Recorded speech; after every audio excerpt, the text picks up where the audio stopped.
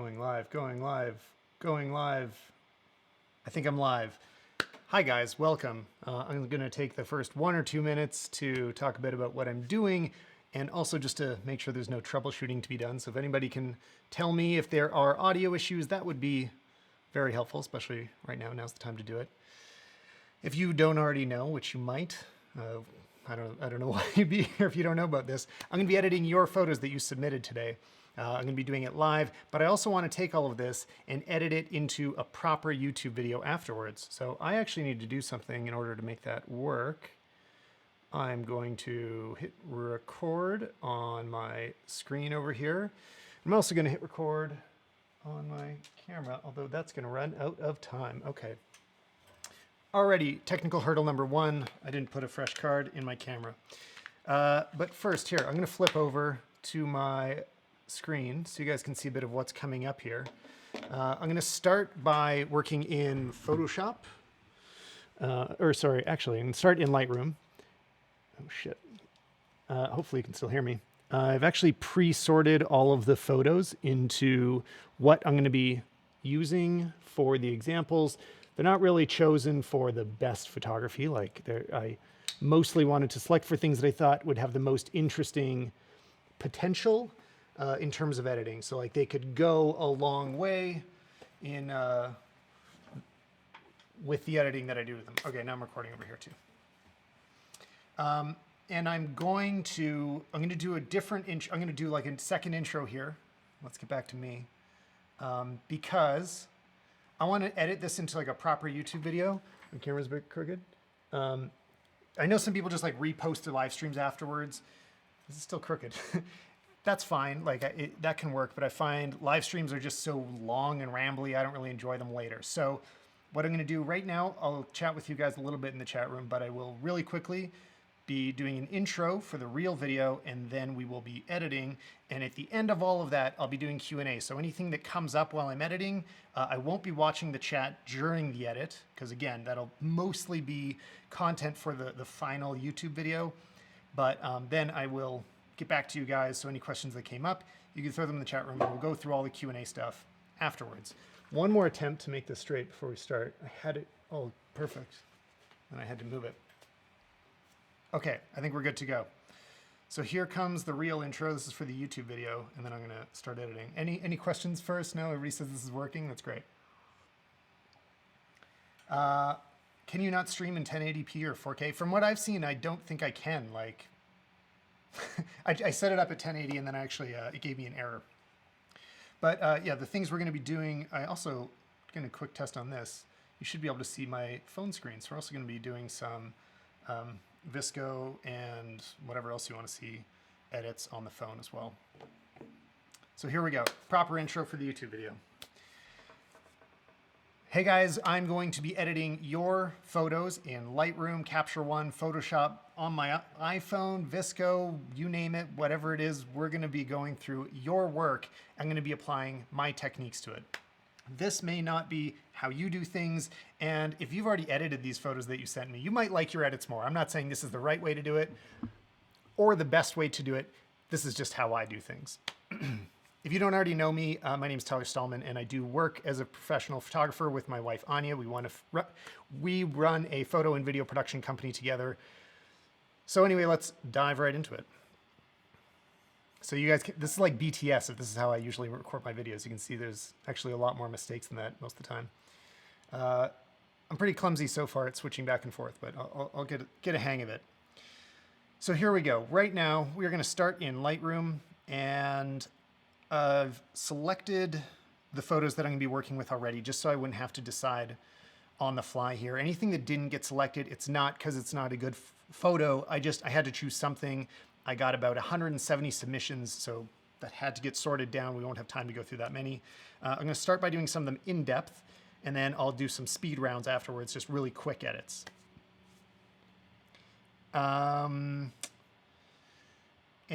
what else to know? Oh, also just to know the way that I edit, it's relatively, you might find it relatively subtle. I don't do really heavy-handed edits, but you'll get a taste for that as I go on. So if I drop this to 2 stars, and also right now I want to look at raw, lossless, anything that is basically an original file from the camera. You guys also sent in your JPEGs and HEIF files from iPhones or whatever you shot it on. I'm going to edit more of the compressed files on the yeah, I'm going to be editing the compressed files on my phone just because, I don't know, that's more suited to like the workflow. So raw stuff is going to be on the computer. Let's start with my friend Martin, who, I don't know if you're there, Martin, but maybe you are. Oh, and I got to reset this. I think I was testing, yeah, I was testing some stuff on it ahead of time.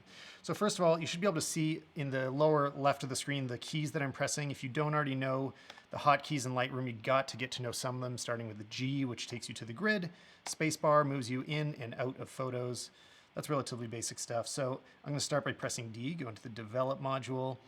First slider I always look at is exposure. Like if your exposure is completely off, all your other settings won't matter. It doesn't matter what you do to it because it'll all be wrong. Martin's already got it pretty close in this one. Safe Solvent on Instagram, so check him out. And I mean, that's kind of it. Like he exposed it correctly. His white balance is right. It's always helpful to like try getting the white balance wrong for a moment, just see what it looks like. But I quite like what he did here. And my primary workflow is that I open things up in Photoshop first. Wait, I'm gonna say that again. The way that I usually work is I extract all the quality I can out of a photo and then I open it up in Photoshop, do any like object removal that I might be trying to do. Where is my Photoshop? And then bring that back into Lightroom and apply my presets after that. I don't know if that's gonna apply to this photo because like there's nothing to do. Here's Martin hanging out really small. So I actually won't do that this time. I'm gonna close this menu. And I'm going to start with some of my raw presets. So today I'm going to be using my presets. I do use other ones as well, but I don't know. I like my presets. So maybe you will too. You go to stalman.com/presets. Some of these are new. So I have this autumn one that isn't in my preset pack, but gives you that really orange look to things, which this is already an autumn photo. I don't know if it needs it. Let's see some other things. So, I mean, what I'm looking for is like some real separation in the colors, which I kind of like the way my spring preset is doing that. And you don't need to be working with presets. I'm going to open this one and show you what's happening in it. So you can reconstruct my preset from scratch if you want. You don't have to use mine. But yeah, so like right out of the gate, I just threw it on. I mean, honestly, like this looks pretty good. Oh, that was his edit. Okay. Looks pretty good. So things that are happening in it, there's a little bit of lift in the shadows, highlights down a bit. I basically try to extract the dynamic range I can out of the raw photo. And it's got a bit of a vibrance pump, and a lot of the magic is happening here in the HSL sliders. This is part of the reason you might want to buy a preset instead of create your own, is because there's a lot of sliders in here and they do really different things, and it can take a while to fine tune them the way that you want. But if you take a look at how mine are arranged, it might give you some inspiration. Like this is just what my preset is. It's all this stuff that I'm showing you. The tone curve has a bunch of stuff in the red, green, and blue that both builds up the contrast profile and the color balance at the same time. And then I push and pull colors in different directions here in HSL. So we started on a very basic one. Thanks for making this so easy, Martin. I'm just gonna call that photo done. Let's go back to the grid. Let's find something completely different. Okay, I like this. Portrait. By the way, if you want to see who, how do I switch screens? Sorry, I don't have like a dedicated switcher. So yeah, if you want to see who is the author of these photographs, we've got a lot of talented photographers in here. Take a look in the top left of the screen and you will see their name. I asked everybody to name their files with their preferred name. A lot of you did it, so thanks. That's who deserves the credit. So this is a photo by Hakon Paulsen, which is a very cool portrait. So this one, I'm gonna use my other method that I talked about, which my shortcuts aren't working here. There we go.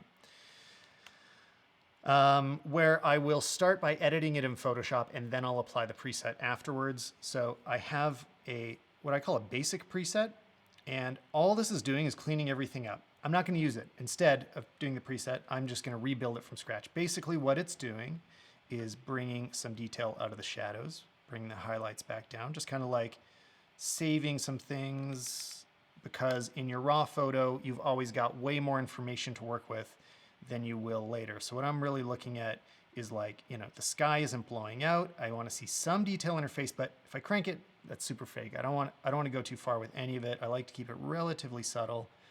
And then I also want to clean up some of these vignettes around the corners.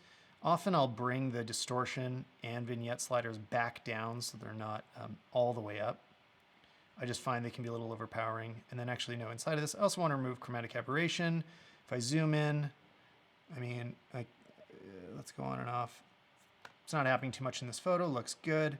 And detail, I like to keep my sharpening not too high. This definitely doesn't need noise reduction. Great, okay. So I've done some basic edits to it, extracted all the information I can out of the photo. So now I'm going to bring it into Photoshop and do some basic edits on it. All right. Also, this is maxing out my computer doing all this stuff. Like I'll be amazed if it survives everything happening here, all the streaming, and this is when you want a desktop and not a laptop. All right, got the photo open. So I also have a, oh, it did open multiple times. I'll cancel that. I do have a action that I run on every photo that I open. So it doesn't actually do anything. I'm gonna run it right now. This is just basic Stalman basic setup action. But if I run it, you're gonna see it created a whole bunch of layers over here. Oh, that I'm blocking. I should have thought about where my face goes over the screen. Let's go over here. How about this? All right, so now you're seeing what my preset created in the bottom right here. I've got a bunch of levels, I've got a bunch of layers with different types of adjustments. They do different things. So I've got like a brightness layer, a brighter layer.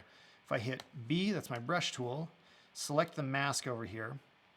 The mask is black currently, so I just make sure that I have white selected, and anywhere I paint will apply that adjustment. Let's take a look. What's that adjustment doing? It is a curves layer that is dragged way up. So, you know what? I should probably do this from scratch. I'm going to do that. Instead of showing you my preset, which I'll talk about later, I'll rebuild my preset from scratch. So when I've got a clean photo here, I want to have a few adjustment layers that I can reach to constantly. So I'm going to do one that is like a dodge layer or a brightness layer, and I crank this up in the curves. I fill the background with black, and I'm going to rename it to brightness. On the future photos, we'll use the action, but right now I'll show you guys how I construct that action. Do another curves layer. It's the opposite. This is going to be, or brightness, no, dark. I should have said brighten. So it'll be darken. Again, I'll fill the background with black. And what else? I need a cloning layer, which I usually call sample. Don't I? I don't know what I usually call it. And then I also need a color replacement layer, which is just a blank layer and a color blend. And what I use that for is, like, let's say I needed to turn her scarf from pink to blue. I can just like paint over it. So I just start adding these things so they're always available, because I use this in almost every photo. Very first step, if there's any liquefying, I will do that on the base layer. So the shortcut for that is Command-Shift-X, open up liquefy. And the reason I do this on the base layer is if I've started making adjustments on every layer on top of it, they won't line up anymore. Like all these little movements that I'm doing to give her hair a little more of a straight shape will start falling apart, basically. They won't look, they won't line up with the layers above them. So that's why liquefy is kind of the first thing I need to do. I really don't do too much of it. I mean, for that, I'm just trying to make her hair not have those little bubbles in it. Here, I'm going to make her pants just fit her more correctly. I mean, everybody gets pant wrinkles. This is not her body that I'm reshaping. Just making it look like, it wasn't bunching at all. I use the F key to mask off the areas I don't want to change. W brings up my liquefy tool, and I'm just like kind of evening out the bumps. The amount of detail I'll do this really depends on the photo. A lot of our photography is about the clothing, like that's the whole point of the photo. I'm only going to do that much on this photo just because you already get the idea. But I also like to undo a lot just to see what effect I've had on the image. Oh, there we go. Okay. So yeah, I'll like undo and redo just to see what it's doing. Now that my Liquify is done, I'd do a little bit of like brightness and darkening, what does this need? So I don't want this to start looking super fake. It's good that her face has some shadows on it. I'm gonna like bring it up a little bit around her eye. Whoops, sorry. So I press B for my brush, paint in a little bit of white. I'm pressing X to switch back and forth, by the way, make sure my hardness is turned down. And just slightly bring her face up a bit brighter. Then I'm gonna use this darken, or aka burn, to fix her hairline here. So this is just her hair dye having grown in a little bit, which is fine, but not ideal in a photo. So by darkening it, I can just kind of blend it all together. And then what else? So I can use my sample layer here and see what needs to be cleaned up. It really depends on what your photo is for. So the things I like to, I want to make, here, wait, let's cut to me again. When I'm cloning and healing, I like to make people look the best they ever can or ever have. I don't want to make them look fake at all. So generally I choose things that are permanent features of theirs to stay. So for example, if we come back to the photo here, she has a small scar on her forehead. That's part of the way she looks. I'm not going to take that out. What I will take out is there's just some like minor blemishes here. Really, like her skin's great. There's not a problem going on. But I'll just kind of take out, like smooth out some of those little details and a little bit of the, like just smoother lines under the eyes. But again, don't get carried away with that. I try to keep it really subtle. And it's just looking like the best version of herself. You know, I don't want it to be noticeable by anybody at all, especially by her. I mean, to me, that's a lot of the measure if you've touch somebody up in the right way, is that they think they look great, but they don't really realize what you did. Like, hopefully they can't spot it.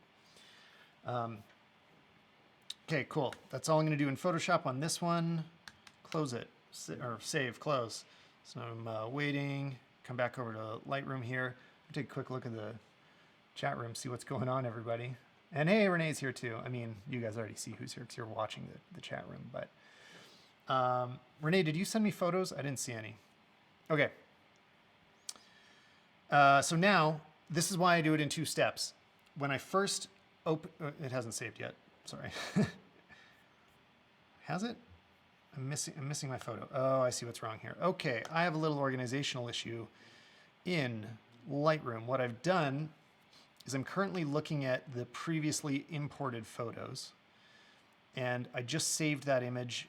Oh, there it is. Okay, it did show up. I was about to say it's not going to show up, but it did. Okay, that's too detailed. I won't go into that. We've got the photo, that's fine. So I've saved it. Now I have a PSD in Lightroom. I prefer PSDs over TIFFs. That's up to you. But if we reset so this is where we started. This is what the raw image looked like on its own. This is where we came to. It just extracted a lot of the detail and flattened it out a bit.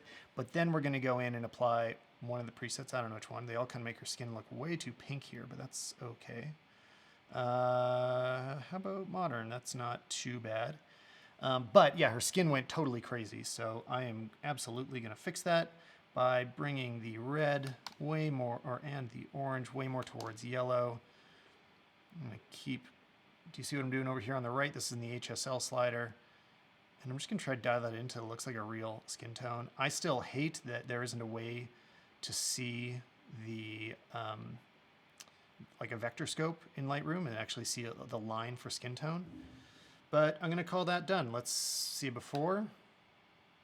Oh, come on, it's going slow. And after. And that's about it. I told you guys, I do kind of subtle a lot of edits. I think a lot of you, based on like, I looked at your Instagrams when you submitted the photos. A lot of you guys showed me your edits ahead of time, and I took those into account and realized a lot of people edit more heavily than I do. So you may notice that I have like a kind of subtle look. I don't want the edit to be very visible. I want these to age gracefully so that if somebody is looking at this photo in 100 years, it still makes sense. I'm also going to clean my glasses because I got a bunch of smuts on them. It doesn't matter if there's questions. I can't read the chat room without my glasses. My glasses. Everything's still working okay, guys? No big issues? Except that I'm going too slow. Maybe I'll do a little speed round after this.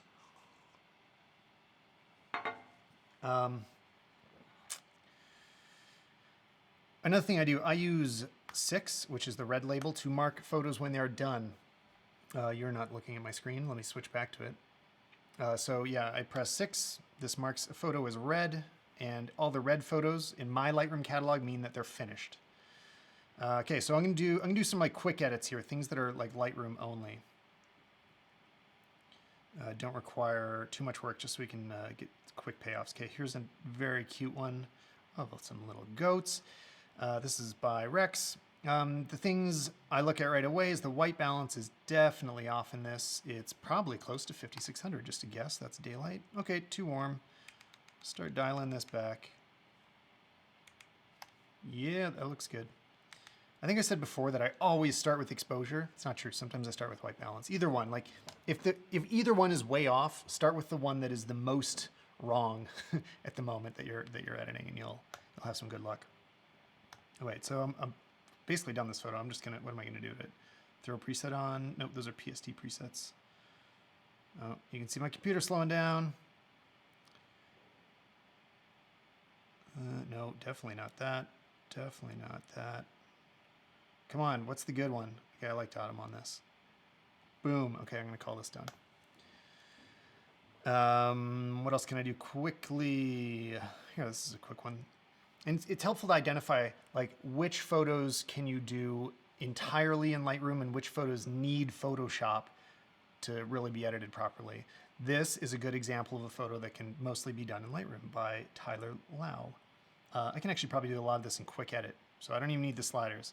Bring the exposure up, up, up, because it is the thing that is the most off. My computer's crawling. Sorry, guys. It'd be nice if I had the Mac Pro for this one. Which microphone do I use? This is the Deity S Mic 2. Is it visible? I don't know if it is or not. Okay, sorry. Just waiting for my computer to catch up for a second here. Bring it down. Okay, so yeah, trying to dial in the exposure. By lifting the exposure, I can also see the white balance is a little bit off and make it a bit cooler. And you can see I'm just clicking like one dial at a time over here on the right using quick edits. I also want that highlight to come down a bit. The sky is not blown out, but a little overexposed to the compared to the bottom. Bring the shadows up a little, creating somewhat of an HDR look. And I need to hit develop. I can't do it all in quick edit. Okay, so that flattened things out quite a bit. I'd like to add some more contrast back into that photo. There we go. Let's do before and after. It's something I do all the time. Oh, well, the exposure's so different, but I will do both a bit of like an HDR look, and then you got to compensate by adding some contrast back in. Otherwise, it looks super fakey. Then, yeah, in my normal workflow, I'll take this and hit Command E, which opens it in Photoshop. Again, the reason I do it in this order is that it extracts all of the quality in that raw step, so I have like the best photo possible. Looks very clean. I'm gonna hit save. I'm not even editing this one in Photoshop. It's just generating a high quality PSD, and that's the one that ends up getting a filter applied to it. We'll just take a look at my presets here. I'm gonna go with modern. Bingo, bango. Let's do a before and after. Is that good? I don't know. Somebody tell me about this. I'm going to take a look at some of your guys' questions real quick. I said I was going to do all the questions at the end, but I feel like it makes a little bit of sense to go back and forth. I need a physical switcher here. Sean asks, what's the criteria for a photo that needs photo or Lightroom or just Lightroom? Oh, my coffee machine is about to make some noise. What I'd like to use what I like to use Photoshop for is primarily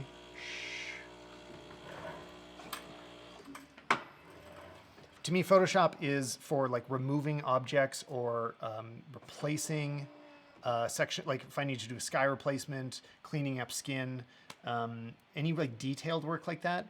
Most of the color work all happens inside of Lightroom. So if it's just exposure, color, stuff like that, I do it in Lightroom. Oh, my head is blocking the keystrokes. Thank you. That's good to know. I will move it in the next shot.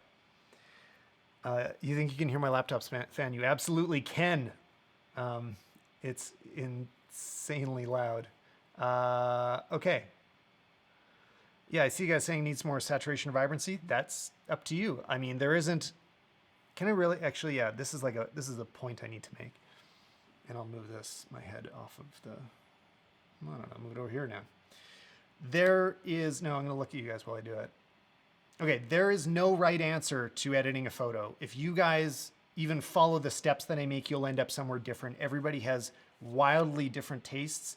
The best thing you can do, the best you can hope for, is try to start with something neutral. Understand what a neutral photo looks like, and then you start moving into whatever your taste is, which can be desaturated or saturated or contrasty or flat or whatever you want. You can have any taste that you want to have for the style of photo, but there isn't a right answer. That's what's important to remember. Like it is still up to you.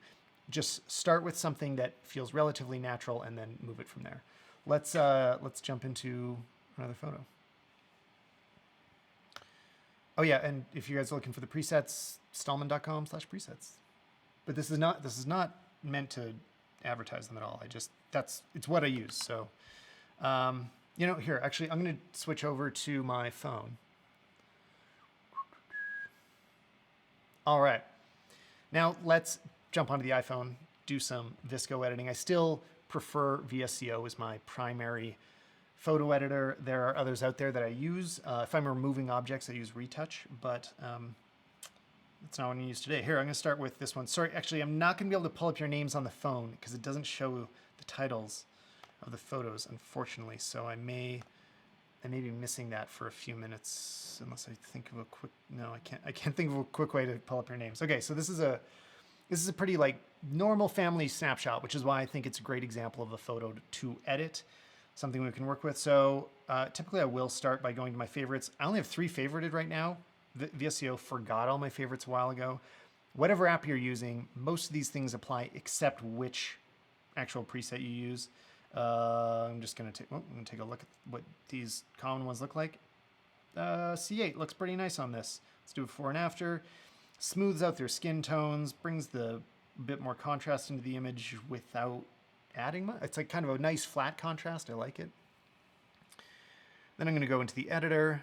I'm going to add a little more contrast because this was a pretty flat photo to start with. The blacks weren't super black, and actually I'd argue they're actually looking pretty good right now. So I'm going to add a little bit of contrast to this. I'm going to take a look at my white balance. Ooh, okay, so I wanted to take some of it towards the blue because of the wall in the background, but it's really the same color as their skin, and I don't want to desaturate their skin too much, so I'm going to barely move the white balance cooler, and the overall exposure can come down. And oh, there we go. By bringing the exposure down, it really saves some of the texture in their skin. There's like a common phrase of thin skin where an overexposed image, regardless of your skin color or tone, can start to lose some of the like richness of the texture, and bringing the exposure down helped me recover that, and I can probably even go a little cooler if I wanted to now. There. Often I will also back off on the preset, so I'm going to just take that down to some random number and call that one done. Oh no, that's too cool. Okay, so I also, once I see a photo next to other ones, I'm like, it gives me some context, and I decide I made it way too cool. So I'm going to, bring that back up. More. Yeah, there we go. Okay. And also, I find it helpful to look at it both against black and white. A lot of interfaces also, I mean, I can see this on the white. There's a little bit of green into that background too. I just lost one of my lights that I do not want. So I'm going to go a little towards magenta. Yeah, and then on white, I can see that's pretty clean. Now I'm happy with it. I'm going to take a quick look at what you guys are talking about. How do you like Snapseed? I don't like any of the filters in Snapseed. They're all way too far. Some of the editing tools, like if you just want to change exposure and stuff, that works very well, but it doesn't have everything I need. If I use Snapseed for one thing, I still have to go into other tools. The only thing I still use Snapseed for is the color selection tool or the targeted selection tool. Other than that, I don't. So let's try to do this one quick. Okay. First of all, this is a very cool moment. I kind of wish the sorry. I wish the crop was a little different on this. I'm gonna give a little bit of feedback as I go too, guys. So this isn't really centered or not centered, like it's just in between, and I don't love that. Here, set it by 2 by 3. So I'm gonna choose to center them, and I would also have been a little more careful about, like I would have shot this from a lower angle. What ended up happening here, so check it out, when we crop this, I lose this tree at the top, which is a lot of what was nice about it, and otherwise they're not quite centered. So, okay, I can do what I can to keep them all the way in frame. I gotta lock my ratio, 2 by 3, keep them in frame, and the tree at the top. They're still off center. Sorry, some of this tree has to go. It just, what I can't accept is it being almost centered, but not quite. That drives me crazy. Okay, there, that's it. All right, I said I was gonna do this quick. Let's go through the rest real quick. Boom, bang, boom, yeah, okay, I like C8. I always like C8. Pretty nice. I'm gonna bring the exposure up. Ooh, that's contrast. Exposure up just a hair. And that's all I'm gonna do to this one. No, a little more exposure. Again, I look at it on white, get a sense of what does the edge of the photo look like compared to the white, and that usually gives me a clear sense of where I want to go with it.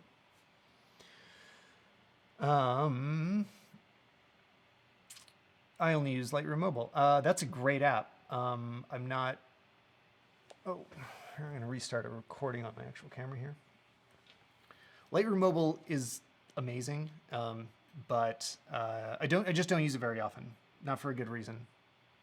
So I won't go into that anymore. Okay, here's a common scenario. If you ever shoot underwater photos, you'll often end up having them look like this, which is to say all the color is gone from them. Real quick, I'll tell you how to recover it. I learned this when I worked in an actual photo lab doing it with film. You want to crank your white balance sliders extremely far to the red. Wow, I can't even go far enough in VSCO. So maybe this isn't the right app to do it with. Like here, how else can I add red? I could do like a split tone and make both the highlights. No, that doesn't work. Wow. Okay, so what I would like to do is just crank that red even further than it will go, but unfortunately I can't. But you can see what happens as you go more towards the red. It sucks all that blue out and can turn it from totally monochrome to basically like creating colors. Unfortunately, yeah, I can't take that photo far enough here. Maybe I can pull it up on the screen if I can find it real quick. Metadata, it should be, I think I starred that. Change my sort. Don't let my computer freeze. There it is. Okay, real quick. By turning both the temperature, oh, there we go. So I don't want to go too far, but like at a certain point, they get too far, but you start just seeing colors that you didn't even realize were there, because it's not supposed to be blue underwater. Those aren't the real colors. It's just that the water is filtering out all the sunlight. So anyway, that's how you treat those photos. I'm not going to go any further on that image though. Hey, Nova Wolf, that's your photo. Cool. I'm glad I could quickly do some touch-ups of it. Okay, what do we got next? Here, I really like this one, so I'm going to edit it. Very cool composition. All right, where do I start? It's a little bit crooked is the first thing I see, even before I start going to the colors. So this is something my wife's really good at, is noticing straight lines. And it's taught me to be much more careful about how straight lines are. Try to get them right when you're shooting. If you can't, you gotta fix them later. Like lines that are just slightly off are one of the things that will really cue people into like professional versus non-professional photography, because anybody shooting for a magazine isn't going to publish a photo where the lines are just barely off. They're going to be completely off on purpose, or they're going to be straight. So try to get those two things. I'm going to get as close as I can in like 1 second here without spending much time. Another thing I like to do, vertical images, I don't think should be very tall. I really like 4:5. That's the Instagram ratio, so I'm going to crop it ahead of time. I didn't choose a preset yet. This kind of feels like the saturation can be sucked out of this image a little bit. A6 does that well. I'm just going to bring the exposure down a bit. I'm going to give this like a moodier feel. Also cool it down. By making it cooler, that orange light should pop a little more. And since I lost some of that, I'm going to actually bring it back in the HSL over here by trying to target it. There it is. Turning up saturation, making it a little more orange, making it a little bit more dark. That's pretty cool. Another thing I do with HSL is bring in those blues a little bit more. I'm going to make them a bit more cyan. Cool. That's my before and after. No, maybe, I don't know. What else does this need? Like, this could almost go darker. Like, I like this as like a dark photo. Now I'm probably a little oversaturated on that yellow that I cranked up. Maybe it's the orange that's the problem. There it is. His skin was a bit too bright. That's cool. I like that. Here, I'm going to save that to camera roll. And I'm going to go into my favorite retouching app on the phone, Touch Retouch, and use it to remove this object. Some of the other objects on the wall seem fine to me, but that one doesn't work for me. Oh, I left some residue. Let's try not using the quick repair. Let's do object remover. See if I can. It generated some little issues here, so I'm going to zoom in even more, like take them out one by one. There we go. Cool. And if you wanted, you could go in and, obviously take out the rest of it. Does a good job, but not a perfect job. You got to watch it. Great. There we go. One thing I like about how they work is you can also modify the original instead of just saving a new copy and having a bunch of duplicates. So, all right. How about we go back to Lightroom? A lot of the rules, wait, there we go. A lot of the guidelines I'm going to give you guys in Lightroom also apply to Lightroom Mobile. Like, the sliders are effectively the same. That's what Adobe's told me anyway. They literally do the same thing. So you should get very similar results. I'm switching using OBS, but it's very inconvenient. That's why I keep looking off to the side. I don't have a keyboard switcher. I haven't assigned hotkeys yet, but all right. What am I going to edit next? So yeah, I wanted to do this portrait. Okay. I hope you guys don't mind if I give some photo feedback as we go too. This photo's from Kenny. I don't know why I'm getting alerts over here, and my thing should be muted.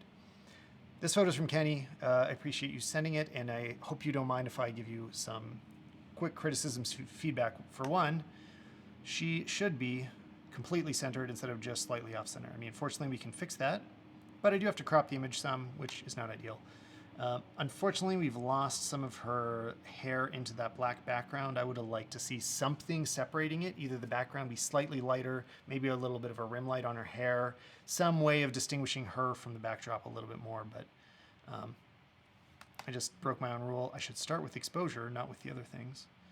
And I am looking at the highlights in her skin to set the exposure. Like, yeah, okay, you might be thinking like, hey, we got to see her, so I'll make it bright. And now this looks correctly exposed, but this is all clipped. Like, that's not what this is a dark image. It's supposed to be dark. So we're going for the correct exposure here in the brightest part of her face. Nothing should be overexposed.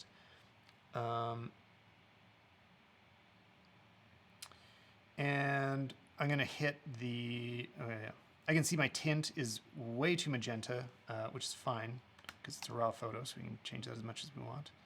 Going further down. Again, I wish there was a skin tone vector scope in Lightroom. It would make this so much easier. And this is maybe a little bit cool. Yep, it is. It is, because when I bring it up, it looks a bit more natural. So let's do a before and after. I think I got to bring up those shadows like I was before. And another thing, sometimes, let's look at the camera for this. Sometimes the right thing to do isn't to drag down your highlights and bring up your shadows until it's perfectly balanced. I actually find that the shadows can do more damage than lowering the highlights. So let's see that in action right now. If I bring up the exposure a little bit. Whoa, I said a little bit. bring down the highlights, it can give us a little bit more of a natural look than if we just boosted the shadows. She's looking a little HDR in this. I'll bring the shadows down again. Let's do before and after. Cool. Okay, I think she looks pretty clean. We can see, I'm zooming in here, we can see some of the detail. Hopefully you can see it too. It's not getting lost in compression. Some of the detail in her sweater is still there.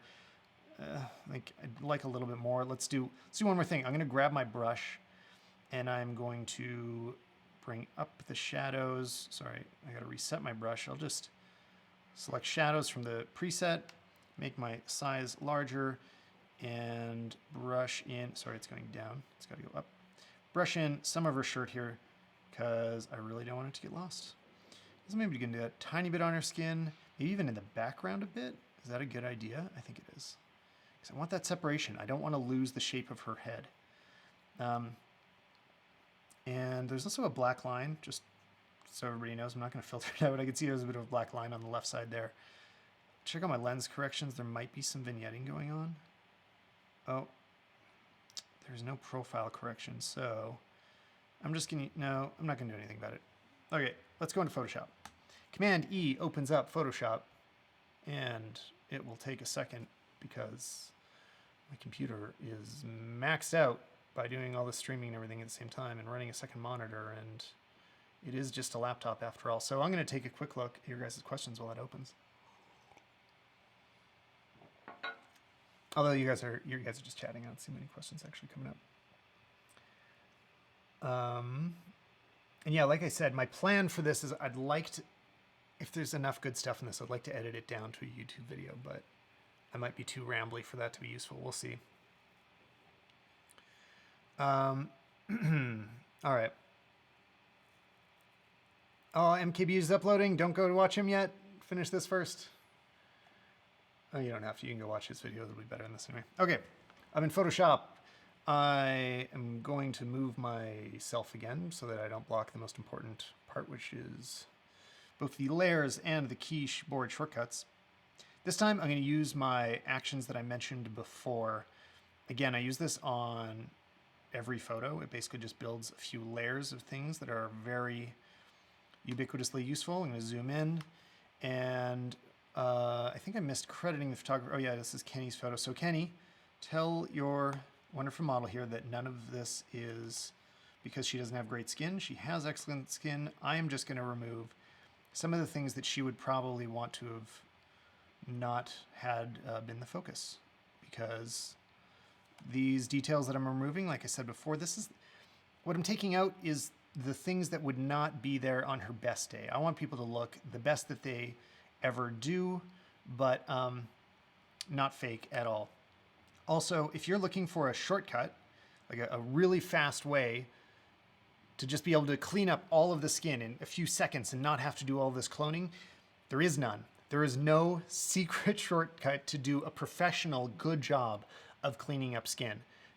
There should be, and there probably will be soon with AI. That I think AI could handle it correctly, but just doing like a blur and painting that matte in, that doesn't work. That's not good enough. If you do this at a professional level, you need to be manually getting in there with the heel. I mean, right now I'm using the heel brush and literally removing everything that you want to go. And I'm not going to do it all here because that would be boring for you guys to watch.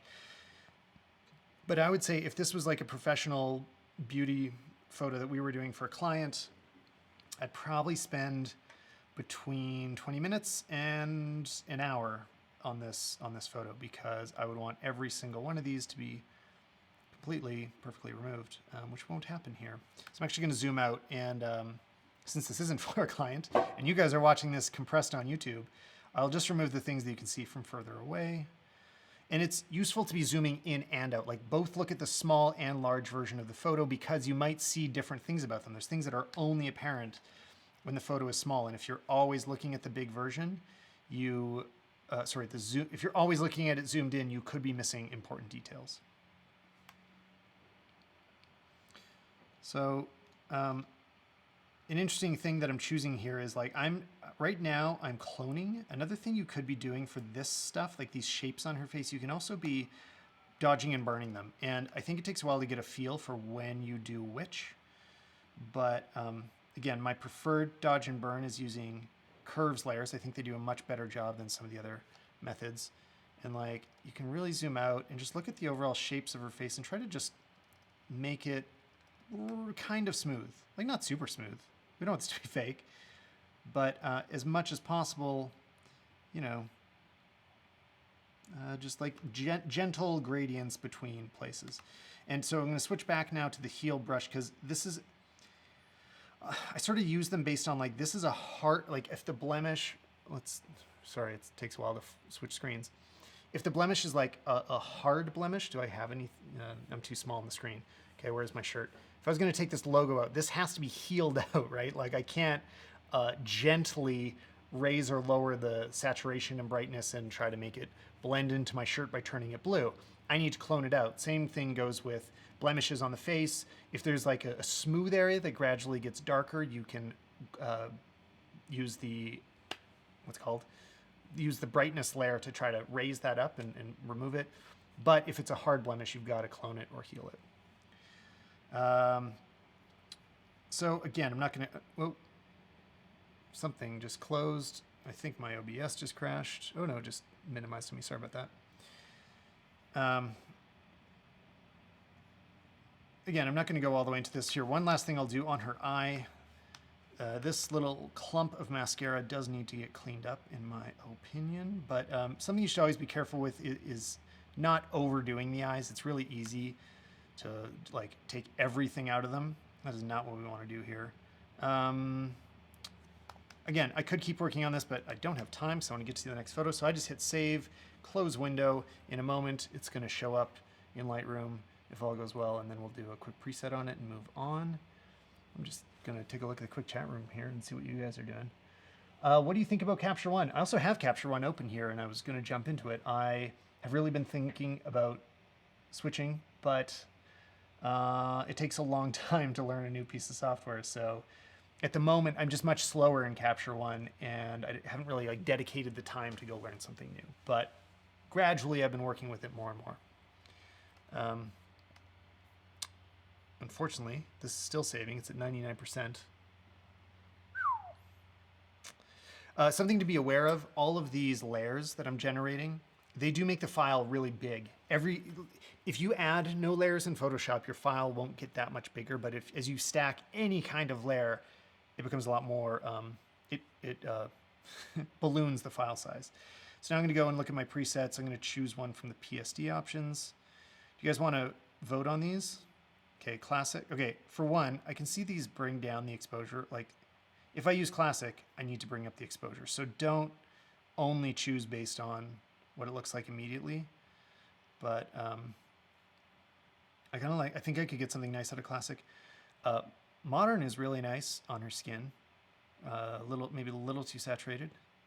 Seasonal, spring. I think it's too red. Summer. Let's kind of oversaturate the reds to me. Any opinions in the chat room about what I use? I think the delay might be too long for you guys to really vote on this, but we're going to see. I'm going to click modern for now and see if you guys vote on something. So something I can see is happening up here in my histogram. There is a ton of red and a ton of cyan, meaning that my white balance is off. That is all happening in the shadows. If I want to quickly jump to a correct white balance, I can use, well, I could use the W key, which is the white balance. Oh, that is too far. Wow, that pushes it way too far. Okay, so I'm not going to use that key at all. Instead, I'm going to do this manually. Bring out, it's all magenta. That's the problem here. If I just bring that magenta to like -10, bring up the exposure just a little.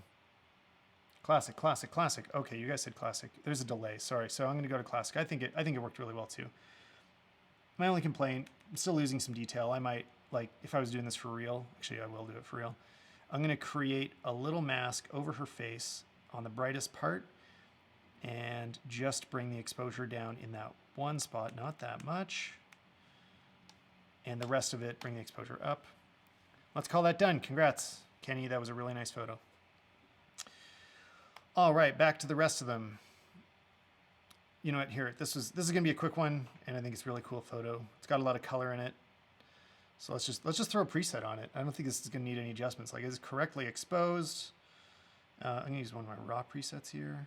Not autumn. That's too much. I bet seasonal. Sorry, My computer's starting to lag. Let's go seasonal. This is a photo, like some photos just need a preset and it's done. Like maybe a little bit of a crop just to balance the composition a bit. I mean, what I'm looking at is putting the guy inside of his turret here onto the rule of thirds line. You know, I'm gonna say that's all this photo needs. Thanks, Steve. What else are we gonna edit here? Oh yeah, here, this is a fun one. I will not spend very long editing a film photo because whoever sent this to me, John's son, is pranking me right now. But we'll do it anyway. Okay, so what you want to do if you are editing a film negative photo is, here's what you really want to do. Wait, let me make eye contact with the screen here, which takes forever. What you really want to do is send it into a lab because labs can do this color conversion better than you can at home. Home scanning is really powerful and can get you some of the, like it's the cheapest way to get the best quality, but your colors will always be kind of inaccurate. Kodak and Fuji have built machines that are insanely powerful at doing this one task, and you will have a hard time doing it as well yourself. But I'm always up for a challenge. So the first thing you need to do is invert the colors here. The way you do that with a tone curve is you bring the whites all the way down, blacks all the way up, and bang, inverted. So what's the opposite of orange? It is blue. I'm also going to do a little free crop on this pano here just to lose my edges. And okay, this is way, way, way too blue. So we're gonna warm it way the heck up. That's not enough. Okay, I can't even go far enough. I gotta use the tone curve here. Oh guys, I sure hope I can do this. I didn't try this photo before. I didn't practice to see. Oh, okay, it's still inverted. Interesting. The colors stay, white balance like stays inverted as you go on. Okay, so I'm gonna remove that red curve that I did here because that's not actually what I want. Okay, hey, sorry. Leg is killing me.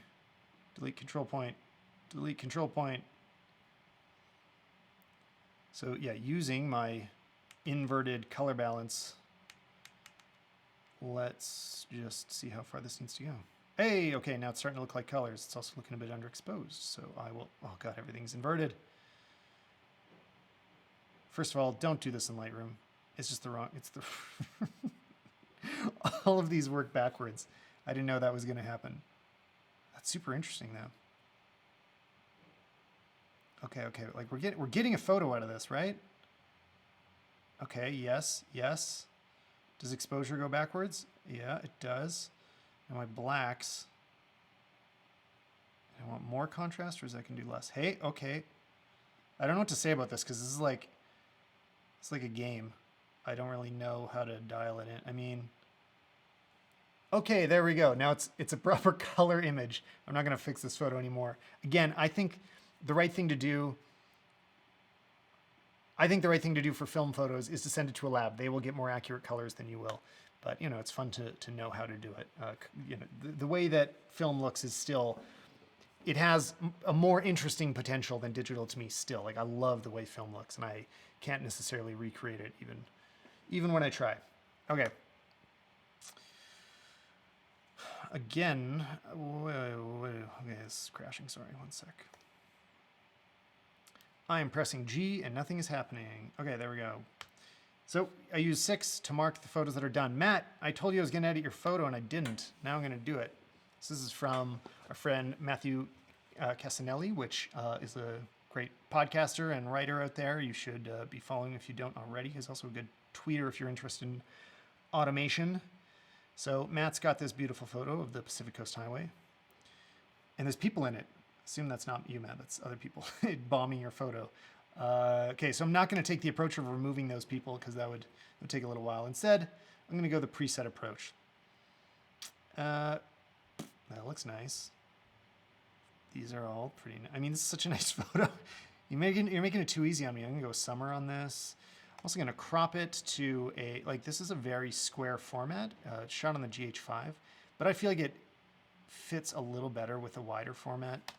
So I'm gonna give it a crop there. I don't know, that looks pretty good. Was that too quick, Matt?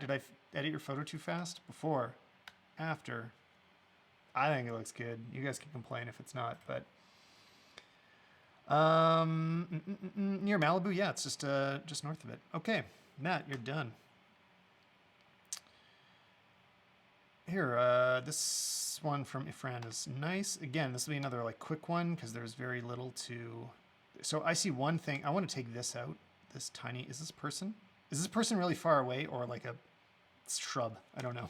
Anyway, they're gone. Come on.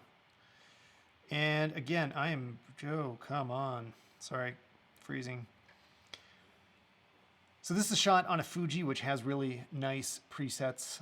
It makes it pretty simple to make it look beautiful. I can see, looking at my histogram up here, there's a lot missing from the highlights.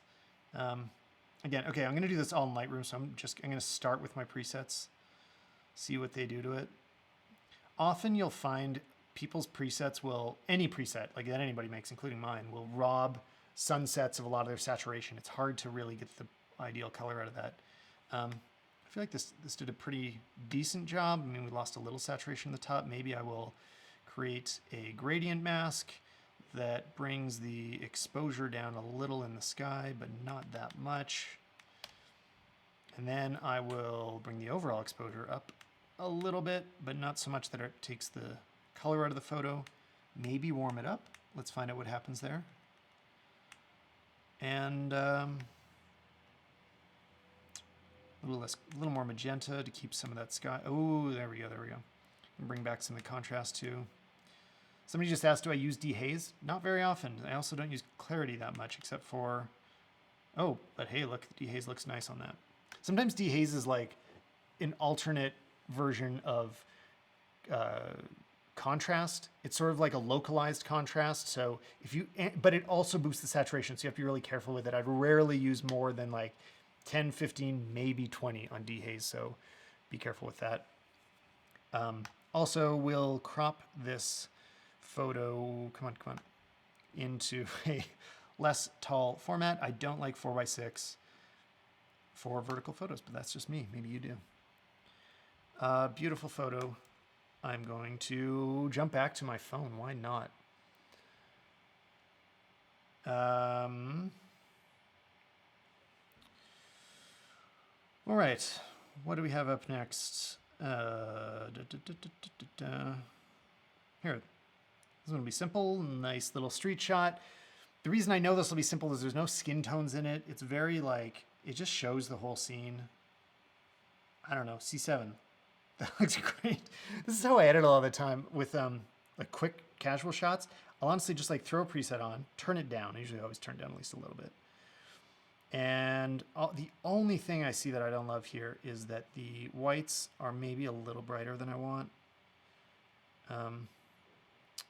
So I'll bring them down just a hair, and I'll go into HSL. See if I can grab those blues in the sky. I can't really get a hook on them. Oh, okay. Here's something we could use Snapseed for. Okay, I'm just going to pretend that's perfect, whether it is or not. Hit save. Go to Snap. Oh, I didn't use Snapseed installed, guys. Oh, I could use Lightroom. Okay, I'm going to use Lightroom Mobile for it instead because it does the same thing. And what we're doing is like a localized adjustment here where only one thing in the photo is modified because you can't do that. That's like one of the big things that's still missing in VSCO and has been forever. How do I add photo? Wait. Oh, wait. Sorry. I will show my phone again. I honestly forget how to use apps if I don't use them often enough. Okay. What I'm seeing is up here, there is blue here that could look nice if we brought some of it back. I don't know if we have enough, whoops. I don't know if we have enough information. Ooh, there's something we can hook onto. If we go into our color, maybe we could like, how do I do a localized adjustment in here? I actually forget where that command is. Oh God, I'm trying to teach you guys things I can't even remember myself. There it is, selective. And it's gonna be a color adjustment. We're gonna create it first. We have to add it. It's going to be a circle over this area, and it's going to be color, and it's going to be a little more blue, and it's going to be a little more saturated. And there, now all of a sudden we just have a little bit more sky. Let's see before and after. Did that do much? Was that worth the effort? I'm going to say it was. I'm going to take a look at the chat real quick. And looks like everything's working, which is great. Oh yeah, Matthew was reminding us that's called the Bixby Bridge near Big Sur. Okay. Thanks, guys. I will continue. Here, this one's insanely beautiful. We're going to do it real quick. Just basically adding a preset. Okay, here's something I do often. I use A6, which desaturates things a lot, but bring that saturation back, and it has this really nice balanced poppy color. It's also a little too contrasty for my taste, so I can just drag that back down. A little more exposure. Cool, I like that. Good enough. No, not good enough. See, once I see it next to white, that's when I see like, oh, now it's a little underexposed and not as saturated as I thought. Yes, now I like it. Do you guys like it? And again, like once I see it in the stack, like next to, wait, where'd it go? There it is. Next to other photos, that gives you a better context of what it really looks like. If you don't take a look at your, if you don't reference your photo next to the context of other photography, you will easily make mistakes.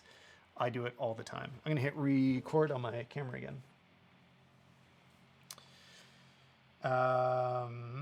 Here's another easy one.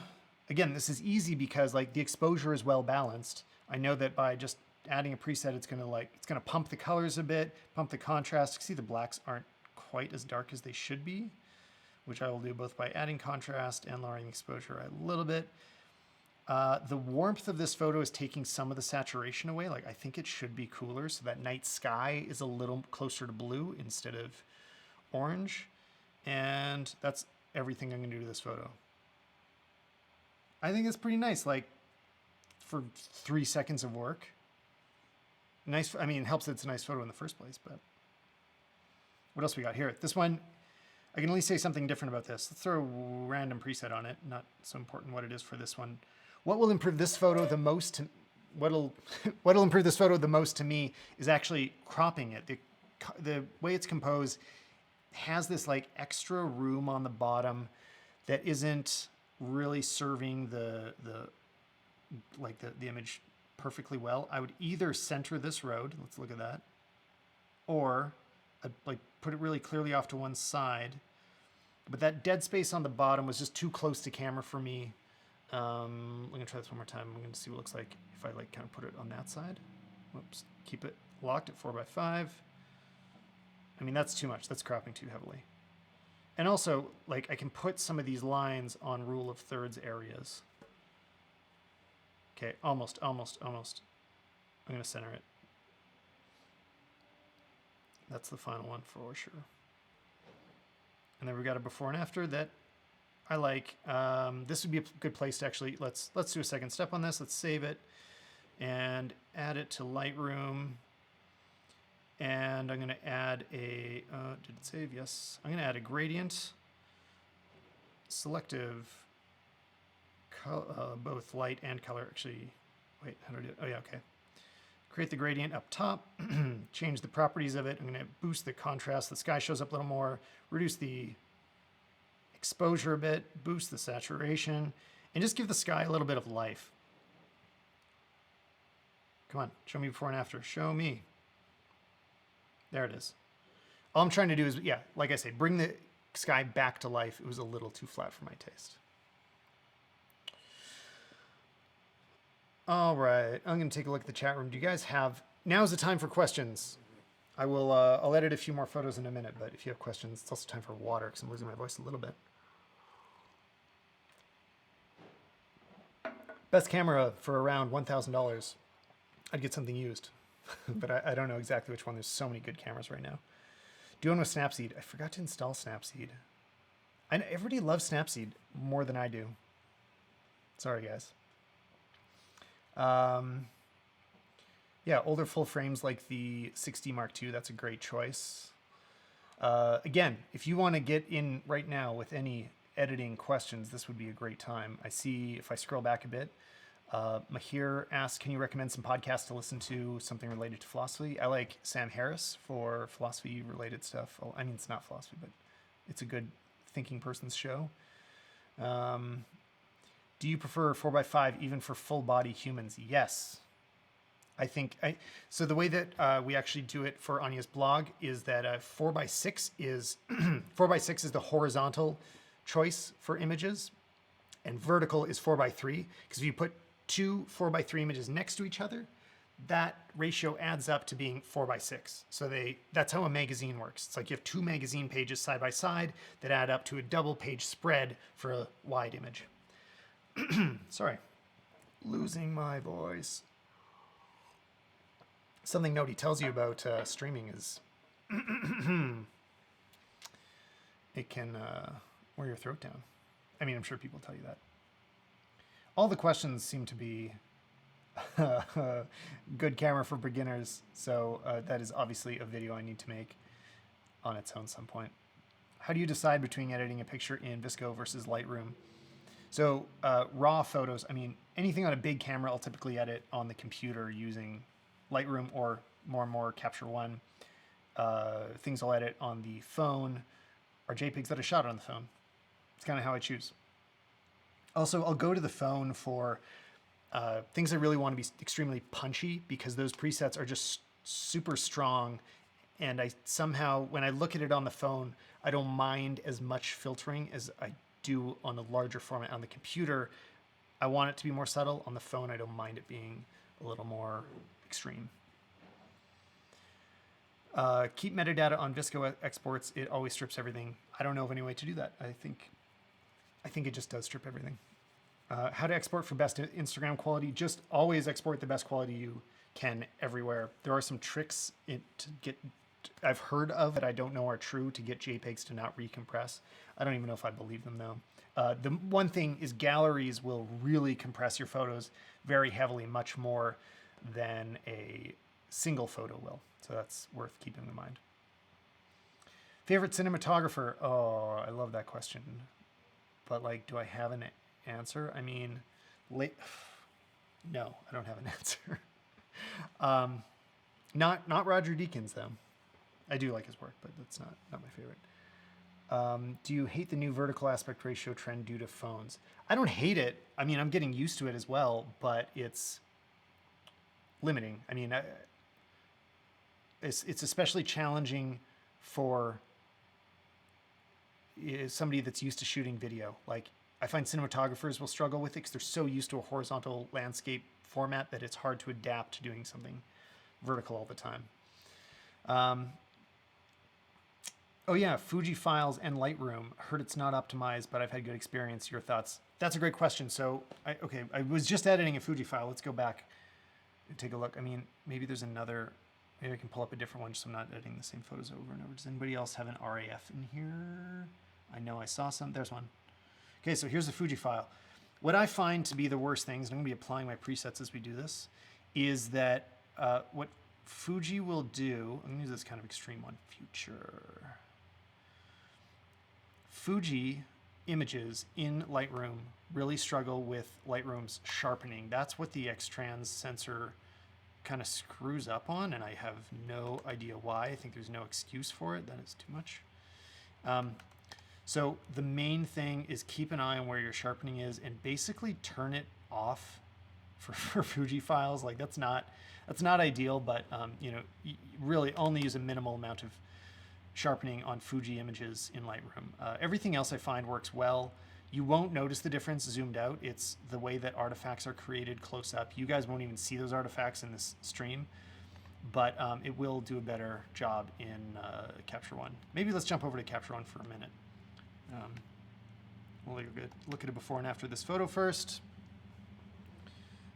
Bring that contrast back a bit. Cool. Okay, I also have Capture One open here. I'm not as experienced in Capture One, so I'm going to warn you guys about that right away, but I am starting to prefer it and might kind of be switching over to it. So I will take a stab at editing photos in right now. I want a raw photo that has a lot of potential. So again, guys, if you submitted stuff, a lot of the way that I'm choosing photos is based on how much I can show off certain concepts. This will be interesting, I think. Even more so than, it's not about whether it's a good photo or not. I'm trying to show you like how I approach every single photo that I edit. I really wish I could be like hitting a button and switching back and forth so I could emphasize the point by looking at camera. This is how I think about edit.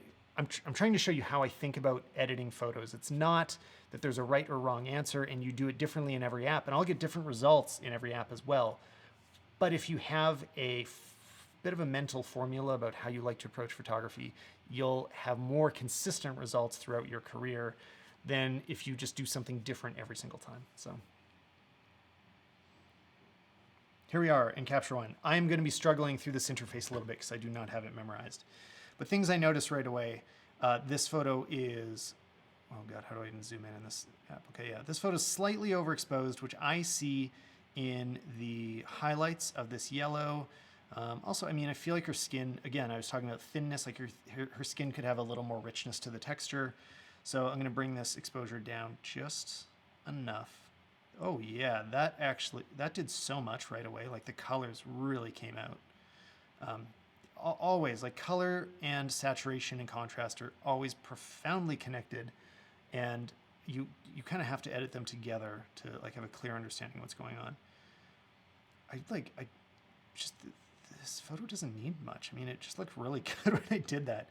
The preset, I don't have my own presets developed yet for Capture One. It's something I want to work on, but hopefully, yeah, okay, I do have some Maston Labs here, so let's take a stab. I mean, these are pretty strong for this. That's not too bad.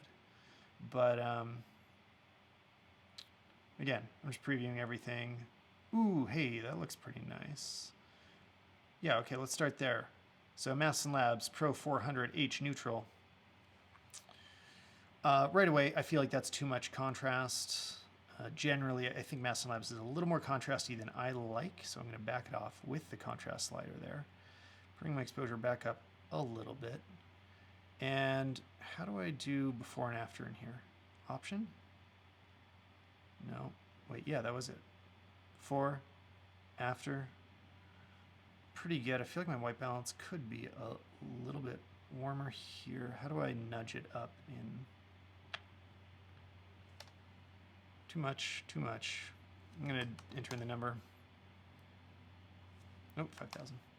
5,000. What's happening?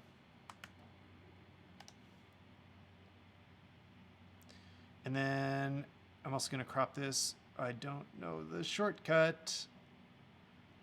There it is. Okay, so I'm just going to crop this so she's a little more... Okay, what's going on? Oh, right. So that changed my aspect ratio. That should be 4:5, hopefully. I just want to make sure she is completely centered because she's just barely off right now. There we go. Cool. Capture One photo edited. The reason I like Capture One a little bit, or wait, let me switch to myself first. The struggle. I'm learning multiple apps at once. The things I prefer about Capture One is that it is more professional, to be honest. A great example is the way that HSL sliders work. So if we go back to it here, and I find them, which I think I know where they are. It's called Color Editor here, and this is all you get in Lightroom is these preset. I mean, it's called basic color editors, which, yeah, okay, like you can move things around a little bit. Like this photo is a great example. I mean, let's say I want to target the beams here. I could grab yellow and turn, I don't know, like up the saturation a bit and make it a bit more orange. But it is hitting her skin. Like her skin is clearly changing. That is not what I was trying to do. So let's see how well I can target it. I'm going to reset. Oh, sorry. I'm going to reset all of that. And I'm instead going to go to advanced. I can select the tone that I want. And you can see that like down here, it's selected a specific range that you're going to be affecting. And it's got parameters to adjust that range as well. In this smoothness is like how much it blends off to the edges. And now, as I move that hue, so I'm going to crank it so we can like see what's going on. I can move it off of the skin tones so that it's more of a pure yellow thing, and all of a sudden, you see, like I'm turning it too far so we can see what it's affecting, but it is not, it is no longer affecting her skin. Her skin is staying the color it should be. So now, with my horrible adjustment here, I can, wait, where's my adjustment? That was it, right? No? Weird. Okay, anyway, well, there's my, now that I've like targeted the right part of the image, as I move it from side to side, it's not hitting her skin, it's just affecting the beams, even though they're relatively close. I couldn't do that in Lightroom. So this is a huge part of why I want to move over to Capture One. Also, you can see that there's a skin tone tool as well, where I could just select her skin tones and then do things like uniformity. I mean, okay, well, again, I could like make it so skin tones don't include that yellow, they just include her skin, and kind of move all of this stuff together that basically compresses. I'm going to switch to myself 1 sec. Oh, this is the worst part of this live stream. A lot of what you're trying to do in a portrait or any skin tone image is bring the yellow and red together to be less different from each other. The more difference there is, the more blemishes show up, the more blotchy skin looks. So you want to unify that skin tone to all be one and the same. I'm going to take a look at the chat room. You know, it'd be cool to like put the chat room in the on the screen. I mean, then you guys could like see what I'm looking at as I read it. There we go. I see a few people have mentioned like sending a photo to edit now. It's definitely too late because there were a lot of photos. It took me so long to download your guys' photos. I have to find a better way to do it next time. But I really appreciate you all sending it. I just need to like make a Do you guys have suggestions? How can I gather all of your photos without downloading them all with individual links from WeTransfer? What's my favorite lens? Right now I'm shooting on the 20mm 1.4, which is not my favorite lens, but I like it. I've been using it a lot lately. Okay, getting back out of the chat, let's look at my face while I choose the next photo. I'm going to do it in Lightroom because I can work more quickly there. I mean, I wish I could match it up to you guys right now so that I could edit people that are in the chat, but I don't have an easy way to do that. Oh yeah, here's one that I wanted to do. So I'm going to crack this one open. This one's from Harpreet Bedi, who was very helpful in sending this beautiful image here. Get into the develop mode. Come on, laptop. Don't freeze with so many things happening. This is why I need like an external streaming device. Did you guys see the new Blackmagic? Looks very useful. Okay, so first of all, I can see this is underexposed, so instead of grabbing the shadows, which was what I almost did, I'm going to bring the exposure to where the brightest part of her skin looks pretty much safe. It's like it's going to be hard to balance all this because it's so much brighter on her forehead than the rest of the image. Like the light coming down is not hitting the background in the same way. I do want some of that contrast, but not as much. So I'm going to kind of minimize it, bring the exposure up like that, and I'm going to create a radial transform layer that is not shadows. I keep doing this every time. Not shadows, it is the exposure, bringing it down just like 3.3. And now there's just, let's do before and after. There's a little bit of balance, like her face and the rest of the image are at a similar place. More similar than they were a moment ago. You could do that, obviously, by just like cranking shadows and highlights, but it looks super fake, as you can tell. So sometimes a localized adjustment is much, much more effective. Overall exposure, bring it up one more hair, I think is also a little bit cool. Get some of that green out. So like I said before, the first step is to find accuracy in your image. Like before you get into presets, try to make it look correct. I'm also going to apply a lens adjustment because there's a lot of vignetting going on. Oh, we don't have the profile. I don't know what camera this is. I'm just going to make it up and call this a Canon. And turn the vignetting and distortion way down. It's probably too strong with that. Let's 28mm. Okay, no, it's at least similar. Okay, we got a little bit of that vignetting taken away, and I'm going to edit this in Photoshop now. Give it a sec, because my computer is doing a lot right now, and that is, I'll just ramble for a second. That's part of the reason it'd be helpful to have an outboard streaming device, is that right now, you know, OBS, all the streaming stuff and photo editing stuff is all happening on my computer, which slows it way down. And ideally, you'd have some of that on outboard hardware. Okay, but here's the photo. Looks great. What will I focus on now? I'm going to use my preset, which, here's another trick I have assigned to function 1. So every time I open a photo, the first thing I do is, that just didn't work. It might be assigned to something else right now. Okay, I don't know what's going on. It is assigned to F1. Anyway, there's my preset that I apply to every photo. I should make this, I'm gonna make a video about this someday. This is just the action I always use. Creates a bunch of layers that I can do different things with. The first thing I see that I would want to fix is these wrinkles. And I'm not gonna do all of them because it'll take a few minutes, but I will go onto my sample layer. Again, I always use a different layer for my cloning and healing. I will never do it on the original layer because it is destructive and you can never undo what you did. So when I remove this wrinkle, right now, if I later decide that, like, oh, I want to bring it subtly back, I could create a mask, choose my brush tool, make it black, lower the opacity, and just like kind of paint it back in because it's still there, right? The wrinkle is still hiding under my layer. So yeah, always clone and heal on a new layer. Always, always, always. You don't have to do everything on a new layer, but that's one that is very worth it. And by the way, I'm using the heal brush right now. I've tried to think of a good way to describe why you might choose clone versus heal sometimes, and I don't know if I've like nailed it. I mean, I can tell you what they do differently. You know, clone will create a perfect replica of, so I'll switch over to my clone stamp. You know, it perfectly replicates whatever you've sampled. Sometimes that is what you want.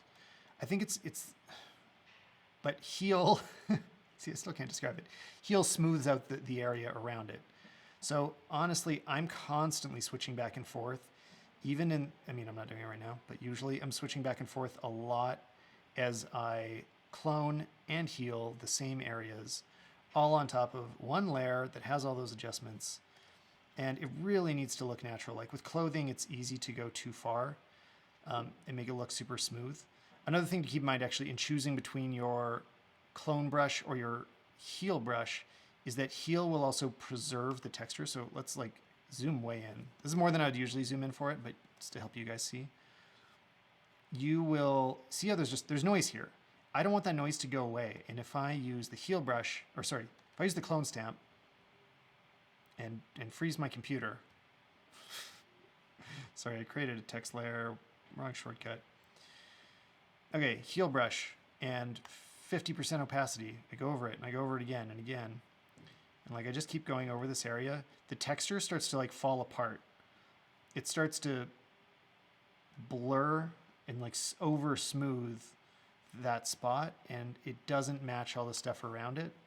Whereas heal tries to preserve that original texture. So yeah. What else am I going to do to this photo? I want to finish it up pretty quick. I'm going to reduce the visibility of this shadow a little bit, which I will use a clone stamp for. That is at 40% opacity. Same with her elbow shadow here. Just like de-emphasize them. I don't want them to go away. I just don't want these to be the first things you look at. Another thing we can notice here, I have something called skin as a preset thing that I have built. This is part of unifying skin tones.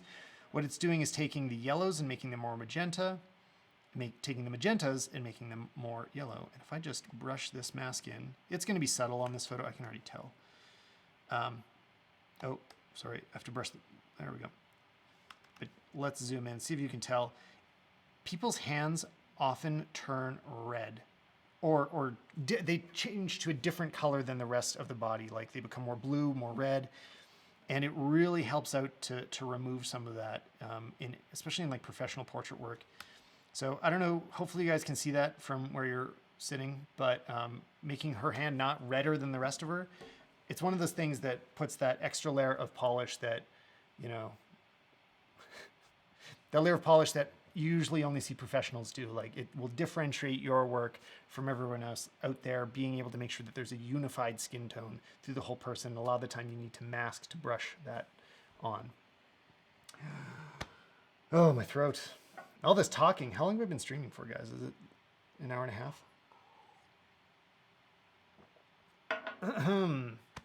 I'll probably wrap up in about 15 minutes. So and I'll do a round of questions at the end of this.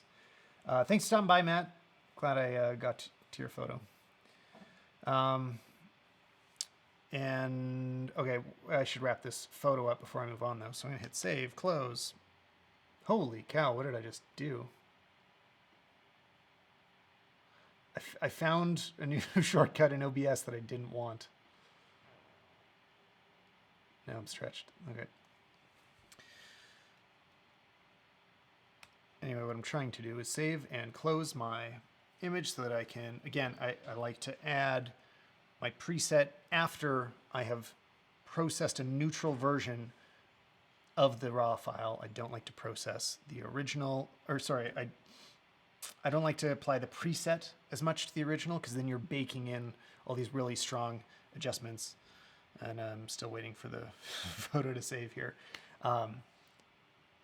The thing is, like, if you do anything really strong to it, you can't change your mind at all about it. Everything is completely baked in. Whereas if you are editing the, come on, where is that PSD? If you're editing the PSD and applying the preset to that, you have a lot more flexibility. Oh, I know, I was filtering by only showing raw files. Okay, last step, I'm just gonna choose one real quick.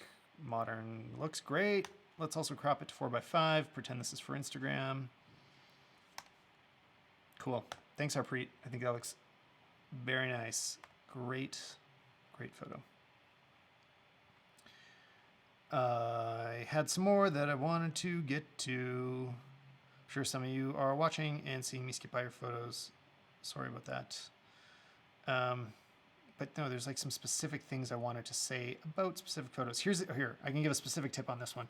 I'm not going to fully edit this photo. I'm going to show you one thing that I can see right away. The whites are very low in this. I also feel like my face is still stretched.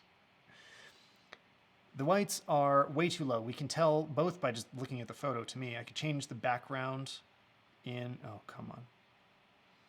Change the background in Lightroom to white, and then it just makes it obvious. Like, it's so much darker than the rest. And if you upload this to Instagram, it'll really stand out like that. So what I'm going to do is go into basic, and I'm just going to bring the whites up.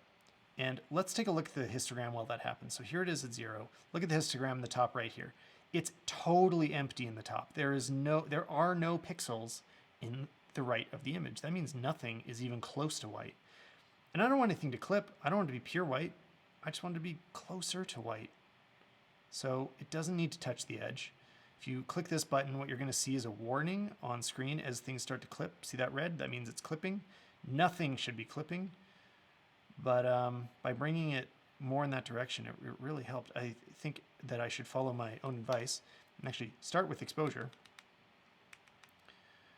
And then bring my whites just towards, and the blacks are a little low for me, and contrast, bring it back a bit, and a little warmer, and I'm gonna call that done because if I do preset, it'll break it. So usually I should open this in Photoshop. But yeah, watch your histogram. It can help you a lot. Oh man, all this talking. Take a coffee break.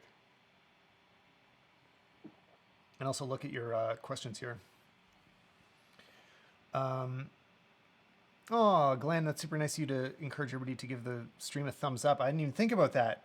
Does that matter? Is that important? I don't know how to live stream, guys. And wait, how do I switch this to me? Criticisms of this would be very helpful. Like, what could I have done better in this stream? Quick thoughts on live streaming. Everybody is live streaming right now. It's like, it's the big thing. And I think it's because we all feel like, you know, as creators, like we're feeling lonely in the moment. You know, we want to have that immediate conversation back and forth, but it doesn't mean that live streaming is always the right thing to do. I'm trying to make it useful here by answering questions live. But it also means that only an edited version of this video would be interesting enough, I think, because that back and forth won't exist if I post this later. So what I'm hoping to do is just like trim this down, and I might even re-record, like I might even do it again to make it more concise, because it should be like 5-10 minutes, and right now this is way longer than that. But yeah, live streaming is not inherently a good idea just because you can. So I'm trying to find that balance. Any feedback would be appreciated. And if you guys want to share the stream, that would be great. I just saw somebody ask me to edit their gold retriever photo, but I missed who it was. Lucas. Yes, I will edit your photo.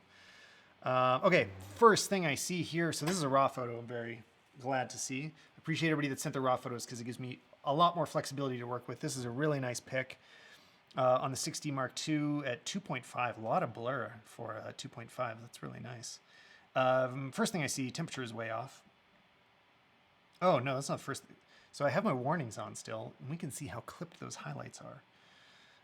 So yeah, it's probably daylight, 5600, pretty close.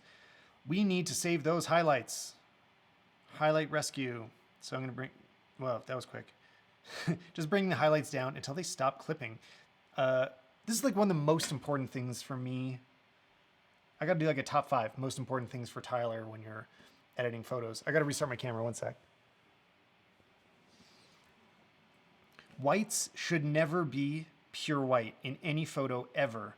Imagine your image is like a film, a piece of film sitting on a white table. It would never disappear into the white table. You would always see some separation around the edge like this. So even as I bring up the overall exposure, I gotta make sure those highlights, or at least those whites, are low enough that you can see the edges. I'm gonna hide his name for a sec there, so that there is a clean edge around the outside. If your photos look like this, guys, no, not like that, sorry. If your photos, why do I not, that's weird. That's weird. In the before, I can't make the warning go away.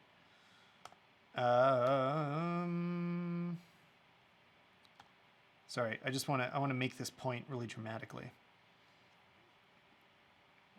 And my computer's a little bit freezing. Okay, I'm gonna hit reset instead. Boom. If your photos look like this around the edges, you need to fix it. That is not good enough. It should never look like that. That's what it should look like. You should have some kind of clean edge. This is a beautiful photo though. Like it was raw, so that wasn't a mistake. It was exposed correctly, not at all a critique of the photo. Make it still a little bit warmer, make that golden retriever a little more golden.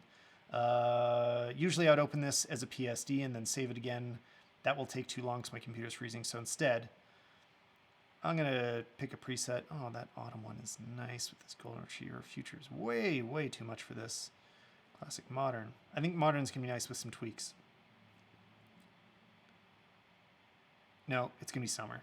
Oh, summer, and we're gonna bring our whites down and our highlights down until they're recovered. And I think this needs some saturation to come back because I don't know why I kind of got sucked out of it. And I'm going to crop it the way I like, which today's going to be 4x5. Center the puppy a little bit more. And call that good. That's a nice photo. Thanks, Lucas. I want to edit Sebastian's photo because Sebastian DeWitt is a great guy. He has been on the podcast a few times. I'm going to change this background. And actually, I want to have him on. He develops the app Halide, however you want to say it, which is an amazing photography app for iPhone. And yeah, Sebastian's going to come on soon to talk about iPad and the new camera on the new iPad. So super underexposed, which is fine because that's how you save highlights. Most digital cameras are able to retain more information in the shadows than in the highlights. So it is better to under than overexpose. Unfortunately, Sebastian, you really made this hard for me. So we've got a lot of like glare. So I really like the softness on the left of the image. That is very beautiful, but on her face, it's really like sucking the contrast out. So that's gonna be my challenge. Like, bring the contrast back without it looking overbearing. First, I'm gonna warm her up, because this should be, this, you know, it's a sunset photo. Like, it should be pretty warm. Her skin tone should be a little bit warmer than usual. I think I'll have to do a localized adjustment for her face here, which I'll do using a radial filter. Not temp, I want exposure. It'll just come up like a hair. And yeah, a lot of the time I'll create like a radial filter on the area I'm gonna edit and just start barely nudging these things over here. This might be a place for dehaze. Let's see what it does. Might be too much saturation. Oh, it is not good. Okay, go take that back. Maybe clarity. Yes, clarity helps. And saturation a little bit. Too much clarity as well. Oh, putting the wrong number there. How am I doing? I do see a question. Hubert is asking, what do the profile settings change between Adobe, blah, blah, blah. That's a great question. Let's take a look at it while we do this. So I'm on camera portrait. This inherits the profile that Sebastian was using. Wait, I'm trying to pull up. I think this was there it is, Panasonic S1 RAW file. So this tries to replicate the camera's profile. Adobe Color is the new Adobe standard. Since I've been editing from a different reference point, if I switch now, it'll look wrong. Basically, it's just what gives you your base preset. This needs a whole video. I can't explain it quickly. You know, I just recommend not choosing anything crazy. Either go with the camera profile or Adobe Color and do the adjustments after that. That's how I like to work. And I'll explain why someday in the future. I'm gonna create one more radial gradient here and warm up the bottom of the photo because it's both a little underexposed and also a little cooler than the top. I don't quite know why. I'm gonna bring her face a little more into clarity. Man, this is a tough image to like really dial in without looking weird. Like, you know, I want to see her, but I want to keep some of that softness. I mean, it's better than it was, right? Okay, I'm gonna open, oh, that's not, I didn't apply that, it just froze. So I'm opening this in Photoshop right now, which just takes a second. Take a look at the chat room while I do it, and stretch, and drink some water.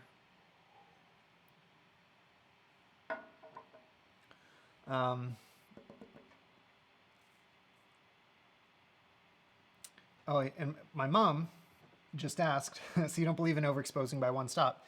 Overexposing is a film thing, and it is good to overexpose film by 1 or 2 stops. It's great for film. Digital responds differently. Every camera actually responds differently. So even when I give you this generic advice, it's not always true.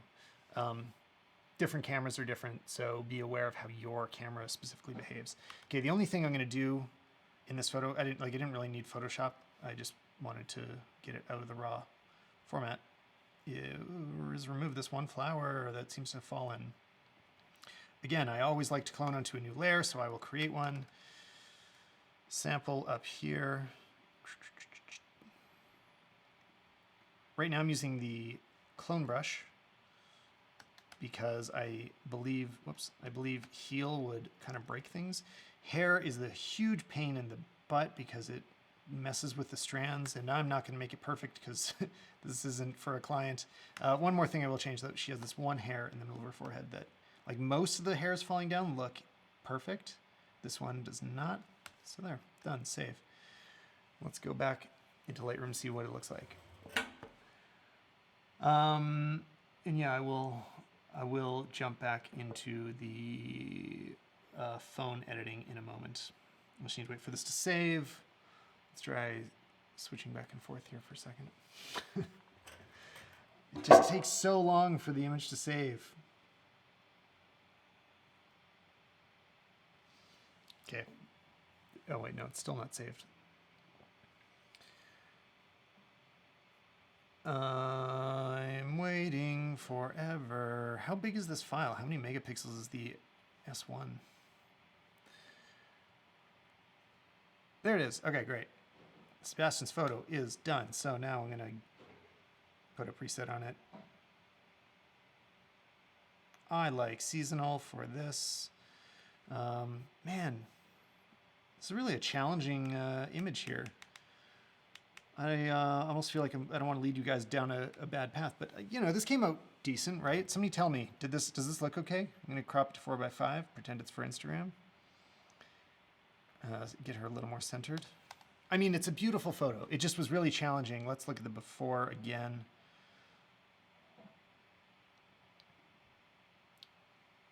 And we came a long way, baby. That's a Fatboy Slim song. I'm gonna take a quick look at the chat room and then get to the next photo. I guess I'll jump back to the iPhone. My chat room is not, okay.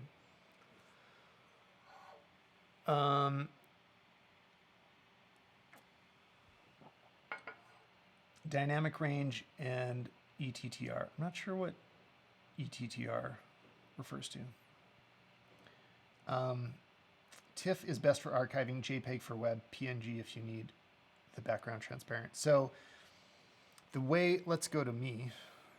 The way I choose the format that I'm using in different scenarios, I like PSD for anything that I edit in Photoshop. I mean, it works fine to use it. A lot of people use TIFF. That's very commonly used, and it's kind of a more universal profile, especially if you're not always going to be in the Adobe ecosystem. Like, you know, I think that things like, oh, somebody's here.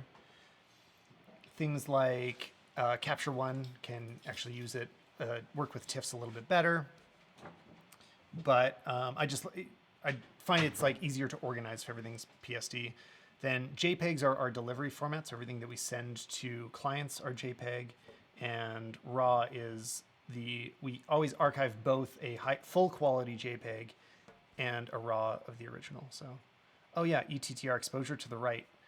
I don't know where that, I mean, that is a film days thing. It is not a very modern idea anymore. Anyway, Anya just got here, and I don't know if she needs to walk by, but okay. Back to the phone. Anyway, I said I'd do a few more VSCO ones. I see Yanis asking if I can work on his, which I think I have on my phone here. Should talk about HSL sliders and VSCO. That's a good idea. Okay, switch to my phone, and I've got. Wait, did I get this right? Yes, I did. So this photo is by Yanis Holzberger, who is hanging out right now. Let's dig through some presets instead of just going to my favorites over and over. Like, what do I look for in other? Wow, that actually looked pretty great. I mean, I like presets to be pretty clean. I don't want them to add a bunch of. I don't want them to stand out. Like, they shouldn't be the focus of the image in the end. This one happens to work because there is a green cast to the photo, and there's a bunch of magenta in the preset, and they sort of cancel each other out in a beautiful way. So I'm gonna go with that one right away. AU5 character. Okay. To me, it's a little contrasty at this point, which I could do by fading it, but I'm gonna start by lowering the contrast, lowering the exposure a little bit. Lower contrast and lower exposure are kind of filmic looks. Like, I think they will often help you if you're going for something that looks like film. A high key bright image tends to feel a little more digital, so often bringing those down can help a little bit. Same with, I mean, film grain if you really wanted, but I'd never really bring grain past like 1 or 2. And what else can we do to this image? Hopefully HSL will help me grab onto some of the blues here. It does, great. One thing I don't like about the HSL in VSCO is it doesn't let you define them. So like, you can't force it to be one or the other. Like inside, I was saying inside of Capture One, you can define what blue is, and then you're only affecting those blues, but you can't do that inside of VSCO. Anyway, I think it looks pretty great. Do you think it's good, Yanis? I'm gonna see that. Awesome, thanks, that was a good photo. There's that photo of that couple in the kimonos. Those blues can be a lot nicer. Oh, cranked And up? also this Oh, did you see I already sky can edited be that one? good. I've only seen like 3 photos. Oh, there, okay. And that's Anya's giving me live feedback. and also the girl with in the forest. That photo has to be cropped. It has to be centered. She's off center. Oh, okay. Well, I'm trying to do more photos here. I'm just saying.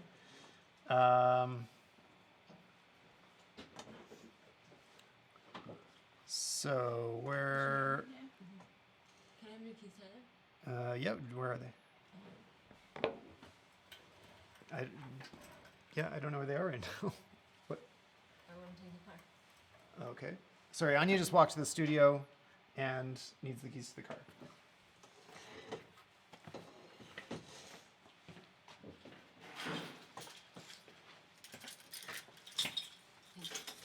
All right, back to our regularly scheduled programming. Do we still have this phone visible? Oh, wow, look at that autofocus. All right, let's crack open. This is kind of like a regular life snapshot in a way, right? Like this is like taking photos of your friends, make it feel Instagrammable. And I try not to get too buried on these ones. Like when I post shots like this, I try to move through them pretty quickly. I'm gonna say it's a little oversaturated, but I just like the way that it looked with that preset, and boom, done. This is super cool. This is really cool, but the colors don't do it justice. Like everything in the image is awesome, but he's looking a little bit off. Oh, that looks good right away. So a lot of what I didn't like is that his skin was a little too green. You can see this preset happens to go magenta, which is useful. I like that it's a little dark. Let's crop it to my preferred ratio. And I mean, everybody's now, because, you know, Instagram. Man, this is great. I'm just going to call that done. I mean, I know that's lazy to say, but sometimes, oh wait, no. So, okay, once I go to white, this happens all the time. I can see now with a white border, it's way too blue. I didn't realize that a moment ago. So, oops, I didn't mean to say that. So now I'm going to go back to it and warm it up. And I'm just trying to get those whites to be kind of neutral. Like they don't have to be completely unedited, but I don't want them to be so obviously, you know, messed with. I want the processing to be a little more invisible than it was. A little more a little more contrast. A little more exposure. Sorry, and I can't see who this photo's by. When I'm on my phone, I didn't organize it in a way that I could pull up your names real quick. So I'm super sorry if this happens to be yours, but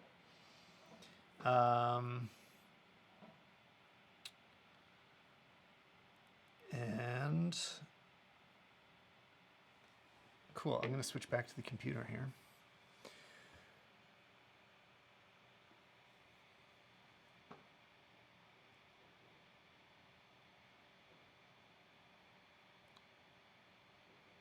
All right, I see Samar saying, edit the carousel at night. I'm sorry, but as I flip through, I don't see it because there's a lot of photos here. And I mean, wait, I'm only seeing 72 photos, but there was 170 in total. So I'm obviously missing a bunch. Is this them? Ah, there it is. Okay. Is this your photo, Samar? I don't see a name on. Oh, no, that's Sebastian's. It's the way it's titled anyway, so maybe it's not that one. Maybe I just titled it wrong. Okay, anyway, I'll edit this real quick. Okay, first thing I notice is there's a lot of negative space on the bottom that is not really of anything, so I'm going to crop into it. Maybe, I don't know, the tree is sort of part of it? No, it's not. I'm going to center the carousel. And is this raw? It is, so I can rescue those highlights a lot. I can bring the shadows up a little bit, not too much probably. Actually, and I'm gonna start with the preset on this one because there's nothing I need to Photoshop about it, so, whew, that looks kind of cool. Future, is this gonna be too cool? It might be nice. Yeah, I like that. Like a little bit of contrast between the the cooler and warmer parts of the image. And I really need to crank that highlight slider to retain that detail. And I'm going to bring the overall exposure back up a little bit. So It's close. The thing that I really wish we could see in this photo is a little more headroom, like a little more space over the carousel, because this is the crop I see when I look at the photo, and I want there to be like more space on the top instead of space on the bottom. Wait, where is my screen switcher? That's just a general piece of advice I'd give, is like top space is more useful than bottom space. Seeing the sky above somebody is more interesting than seeing the floor. Like, think about in a movie when there's this is a wide composition right now. You're rarely going to have a shot where the person's head is at the top of the screen and then you see the ground, right? You are more likely to see the person cropped here, and then the sky is filling up the top of the frame. So if you're adding a bunch of room to your photo, generally add it towards the top and leave the bottom cropped. I'm just looking at your comments. Okay. And sorry, you guys are like asking me to edit specific photos, and it's hard to like spot them as I go. I don't really have a way of doing, especially because my computer's slowing down, so I try to scroll and then it goes super slow, and because there are almost 200 photos in here. What are some other ones that demonstrated specific techniques I wanted to talk about? Oh, interesting. Okay, so the carousel is titled so something was getting mixed up in the metadata. Sorry about that confusion in the credits there.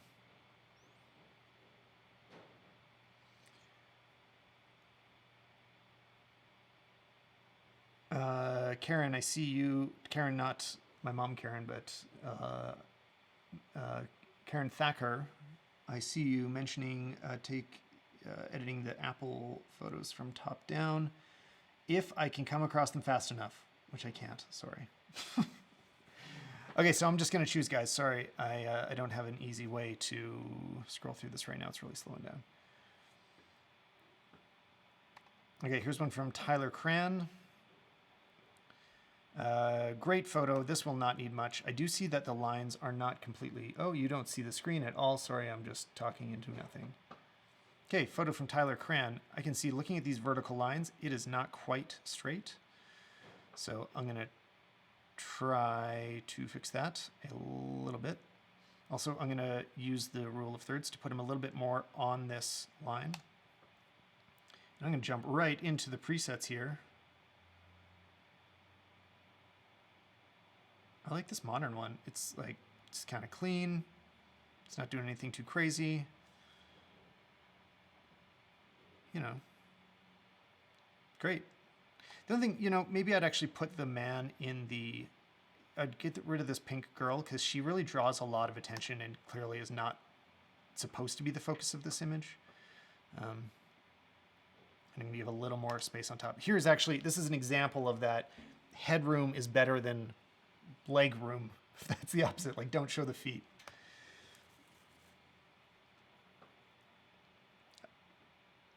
Okay, Karen, are these your photos that you were talking about? If so, I'm going to jump into it real quick. So this is I mean, a lot of the editing I would do here is clean up in Photoshop, and I guess I'll do that really quick.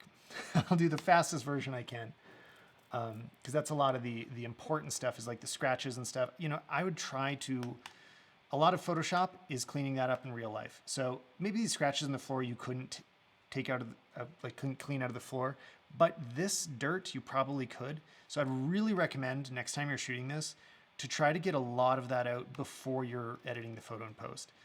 So like I say, this stuff isn't super quick. Like, each one comes out quickly, but to do all of it takes a while, especially to do it well. I'm not doing it well right now. So yeah, like I say, try to edit in pre-production, or sorry, in production, not so much in post-production when you can, because it's really much more time consuming. It doesn't look as good when you remove it digitally. But so yeah, these big scratches I'd remove using the heel brush. Again, I'm not doing the best job. But here's another trick. Okay, I'm going to duplicate the base layer by pressing Command J. Now I've just got two of that same layer, and on the top one, I'm going to go to Filter, noise, dust and scratches. And what I'm trying to get rid of is all of these fine little just pieces of dust and lint and, you know, hair and detritus all over the floor. This is really common for product photography. I have to do this all the time. And I zoomed in too much, of course, because it's too slow. I'm going to set the radius to whatever it takes to make that stuff go away without blurring the image too much, and the threshold so that it affects the sharper parts of the image as little as possible. And my computer's going so slow that I'm just going to accept that. I'm just going to close Sebastian's photo in the background there. Okay, so now I have this like kind of over smoothed photo. A lot of the details, let's like zoom into the watch. A lot of the details now are over blurred, like the sharpness is removed. So we don't want it to be applied to the whole image there. We just want to remove the dust. So I'm going to create a mask, but it needs to be a black mask. So instead of just clicking add layer mask, I'm going to hold option and then click add layer mask. And now it is completely filled with black. And anywhere that I brush in as white will now just completely remove that dust. So, you know, I would recommend against using a clone tool to try to clone out every single piece of hair in this photo because you will be there forever. Instead, use dust and scratches and then, yeah, just brush in where you need to remove it. Again, it will screw things up if you brush them in to details that are going to stay in the image, but it can do a really quick job of removing these little things. It's also removing some detail. It's smoothing too much. It's because I'm rushing. Let's, whoa. What did I just do? I just accidentally moved that layer forward and hit save. So let's try to fix that. This would all be easier if my computer wasn't slightly freezing. There we go. So that's what I would do. I hope that was the photo you're referring to, Karen. Taking a quick look at the chat room here.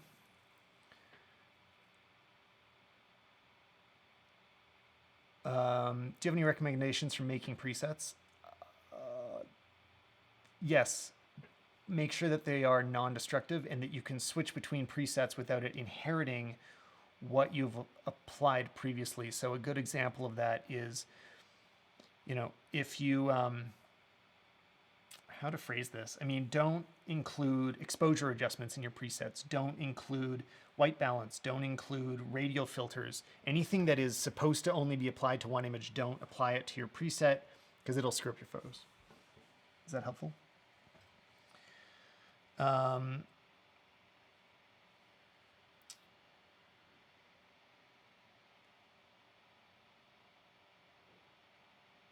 Sorry, I'm reading stuff, which makes for really bad streaming, but I just don't see...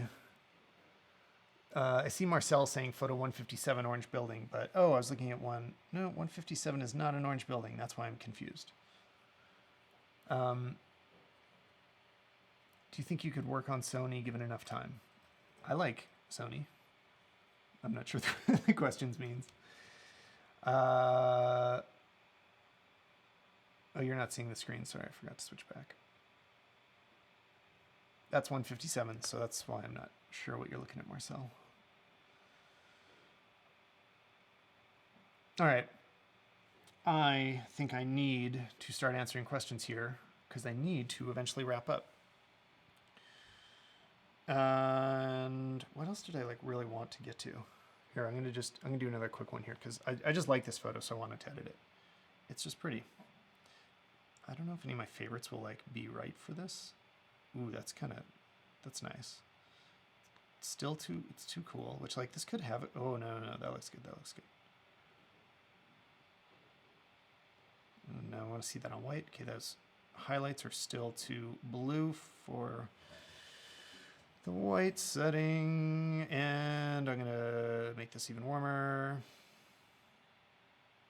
And I can tell it's not straight.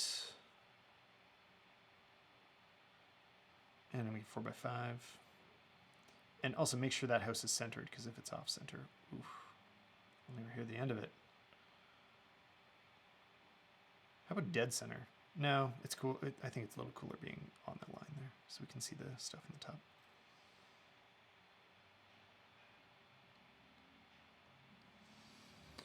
Um,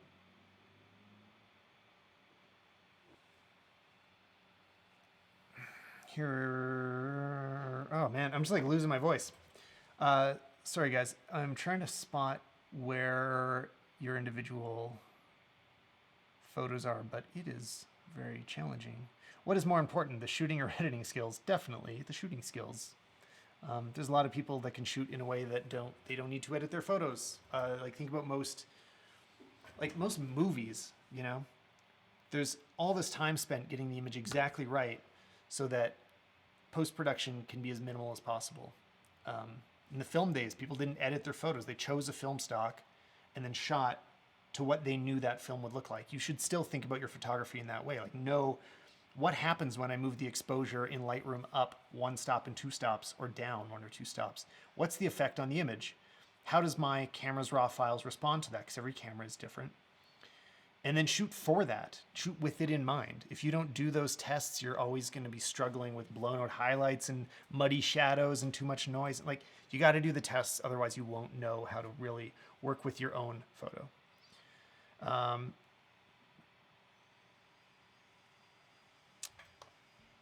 Hopefully that helped.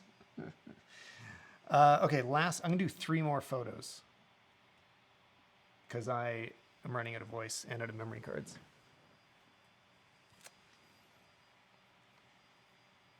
And there we go. My computer is dying. I'm just trying to find some of the ones you guys are mentioning. It's just like, it's hard to spot it out of these huge amounts of photos that are sitting here. I mean, I super appreciate it. I'm so glad you guys sent in a lot of work for me to edit, but it takes a while. Okay, I see Yan is asking. So this looks like your photo.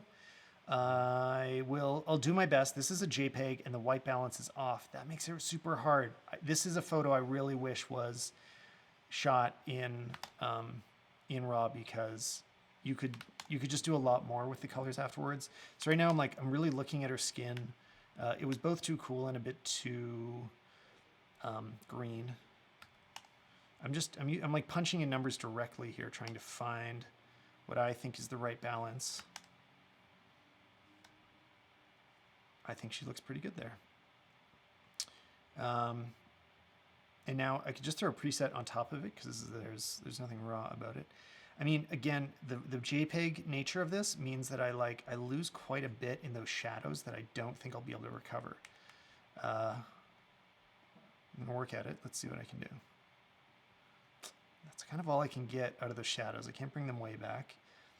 I'm going to bring the saturation of those reds down. The preset juiced up those reds way too much. Keep something in the skin though. That's a little too warm. And I'm going to crop it to be a little more focused on the subject.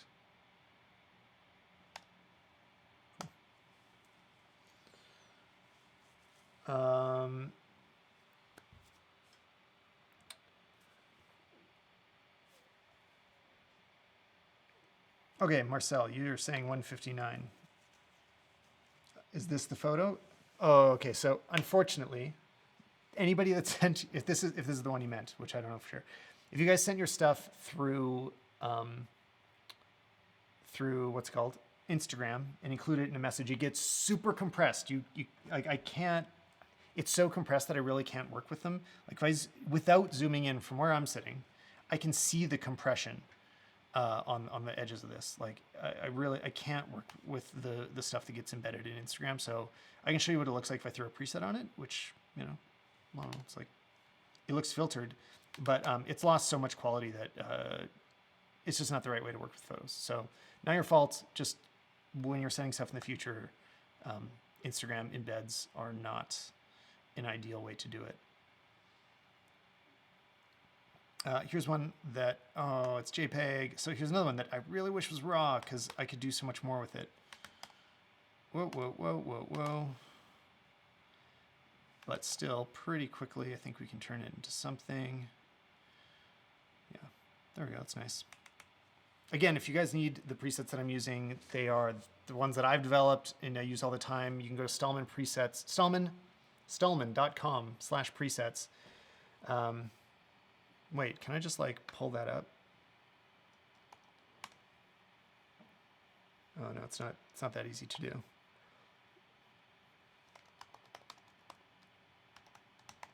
There it is. Come on, come on. Don't crash, don't crash.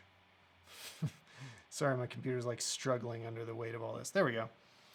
Yeah, if you go to Stalman.com/presets, this is the page that you'll see. It's $20 to get all of them. And it also includes a half-hour tutorial about my whole workflow in Lightroom. So a bunch of the stuff that you've seen here, hopefully some of it is helpful.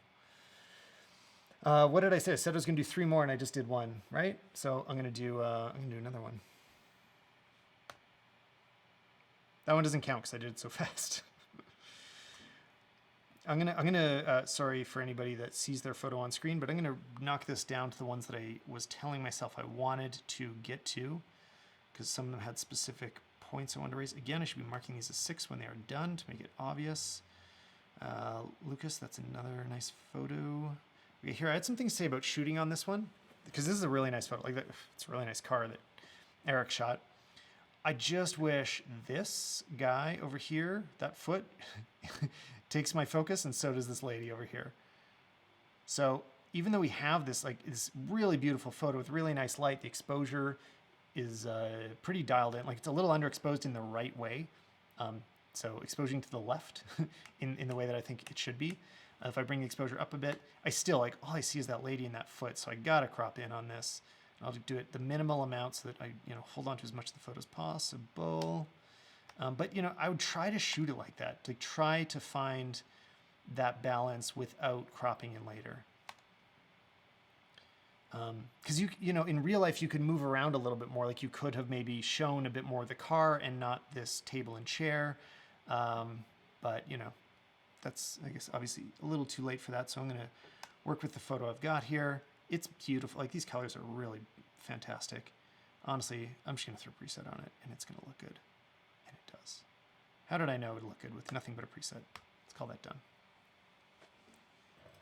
Why is my MacBook struggling? Because it's running Photoshop, Lightroom, Capture One, OBS, this live stream. It's also processing the signal from my camera because I don't have an HDMI input. And that's too many things for it to do all at once. And it's recording. It's also doing a screen recording. So I'm not surprised at all that this is too much for it.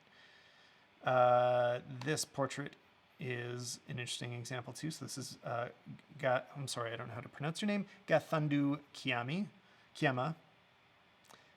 Beautiful, fashiony portrait with some green stuff on it.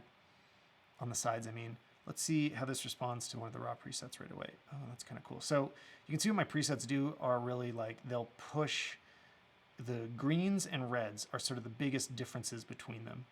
I'm gonna choose something that's pretty like gentle to her skin here. See, it's sort of oversaturated the red in the bottom. I'm gonna bring the exposure back up, see what happens. And I'm gonna do a bit of a, what do you call that? Gradient filter on the top. Bring the exposure down just a little bit so that it's a bit more balanced in the whole photo. And straighten it. So usually it's, again, like looking at vertical lines for the straightness. Apply a crop. And go a little bit brighter. Let's see before and after. Cool. So it still looks natural, but it's pumped up a little bit.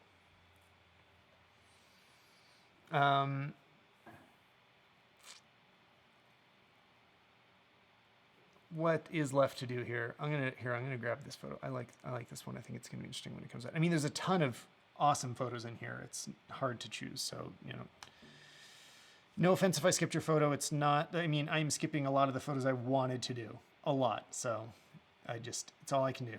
Okay. Things I noticed about this photo. For one, it's at an 80th of a second. I'm just looking at the exposure here. This is, again, feedback you didn't ask for. It was shot at an 80th of a second in ISO 160. I would have brought that ISO way up to like at least 400 to try to get a faster shutter speed. I think the image is sharp, but you're playing with fire at 1/80th. Okay, first step is get all the detail I can out of the raw. So I'm gonna raise the exposure a little bit. pull a bit out of the shadows, make sure my highlights are nice and safe. And all this is doing, like this is just trying to get to a safe place. Using my presets, I would choose basic for, oh, sorry, not that, yeah, there, basic. All that does is do like a lens correction, recovers those shadows, just kind of like neutralizes everything. Then I would edit in Photoshop. Hopefully it doesn't take too long to open up. Waiting, waiting, waiting. Drinking some water. God, I should be drinking more water here.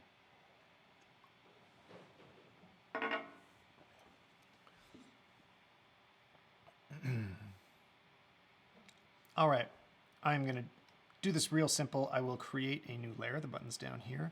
It's going to be my cloning layer. The first thing is this hair needs to go. Sorry. I'm going to use a mix of the heel brush and clone stamp. I don't know which one yet. I'm going to start with clone.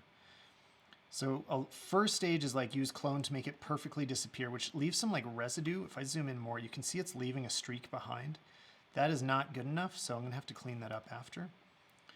But it does let me completely remove the hair without leaving any trace of the hair. Like the residue is all skin, so I can go over with the heel brush and make that transition really kind of invisible, so you can't tell that there ever was a hair. If you're cloning something out, nobody should be allowed to know that you did anything. Otherwise, you're doing it wrong. You should really try to remove every trace of your work. You know, leave no footprints behind. And hair, hair is always the hardest. So the real answer here, you can see what's happening. So this happens all the time. You start getting to the edge of the hair and it starts colliding with itself. This becomes a real problem that just takes time to edit. Like there is not a quick way to fix this. So what you need to do is remove that when you shoot the photo. This is why shooting is more important than editing, because some things take, like this would have taken 1 second to brush that hair out of her face in real life. But in the photo, it's going to take more time than I have to remove it. So I'm actually going to stop right now, even though it needs a little bit more. I also see there's a bit of a mess in the background on the court. So this stuff I don't mind removing. Like you couldn't have washed that off while you were shooting. So totally acceptable stuff to take out in Photoshop instead of in real life. I'm not going to do all of it, but I do see that like her face is warmer on this side and cooler on that side in a way that it shouldn't be. So I'm going to create a new layer, curves, and I will add a little bit of red to it and a little bit of blue to it, which equals orange. Now this doesn't look good on the whole photo, so I'm going to press G to have my fill tool, fill everything with black, and now brush in. Brush in the warmth on that side of the face. It's a little too much, bring the opacity down. Cool, now hit save. Again, I'd keep going on this. I'd probably bring that crack in the cement out, but I'm spending too long on this one. And now I wait for it to save. Let's look at myself while it saves, because that's, oh man, switching.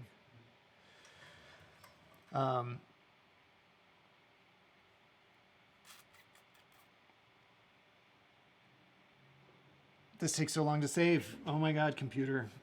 But also, I think this is probably a huge file. Oh yeah, this is an A7R3 file. So this is like 50 megabytes. I mean, I did ask for your raw file, so it serves me right.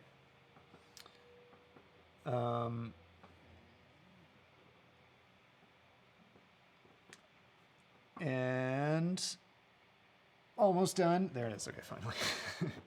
So now I'm going to apply one of these presets. Like the presets are designed to either be applied to a raw file or to a PSD, not both. Classic and modern are both pretty nice on that. Ooh, but the seasonal, yeah, I'm going to go seasonal because I like what it does to the blue. Feels a little underexposed at that point. If I was really doing this photo, I might bring some of the details up in her shirt a little bit more too to make sure they were seen. And yeah, I want to look at this on white as well. Same as what I was doing on, and also like flip it around. Like, is this the right way? That might be the right way, especially if this was an Instagram photo. But yeah, looking at it on white gives you a much clearer idea of what the actual contrast is like. Where is your white point? Like I can see my white point's a little lower than I thought. Like I thought that was really bright, this line, but next to pure white, it's not that bright. Oh wait, you're not seeing my screen. Let me say all that again. Yeah, but okay. Give me 1 second. Oh, now my computer's like fully melting. I guess it's just been too long for it. Do I have a favorite film stock? Like for actual film. I think I got some right here. So I got Fuji Superia 400 and, oh no, this is Ektar. But yeah, not this. Oh, this needs to be developed. Fuji Portrait 400, which this isn't. This is Ektar 100. And actually this one I do like a lot is Fuji Superia 400. This is a little more like the blues, or sorry, the greens are more blue. So often people prefer Fuji for nature photos. These were in the wrong cases. And people will choose Kodak for more portraits and stuff. So.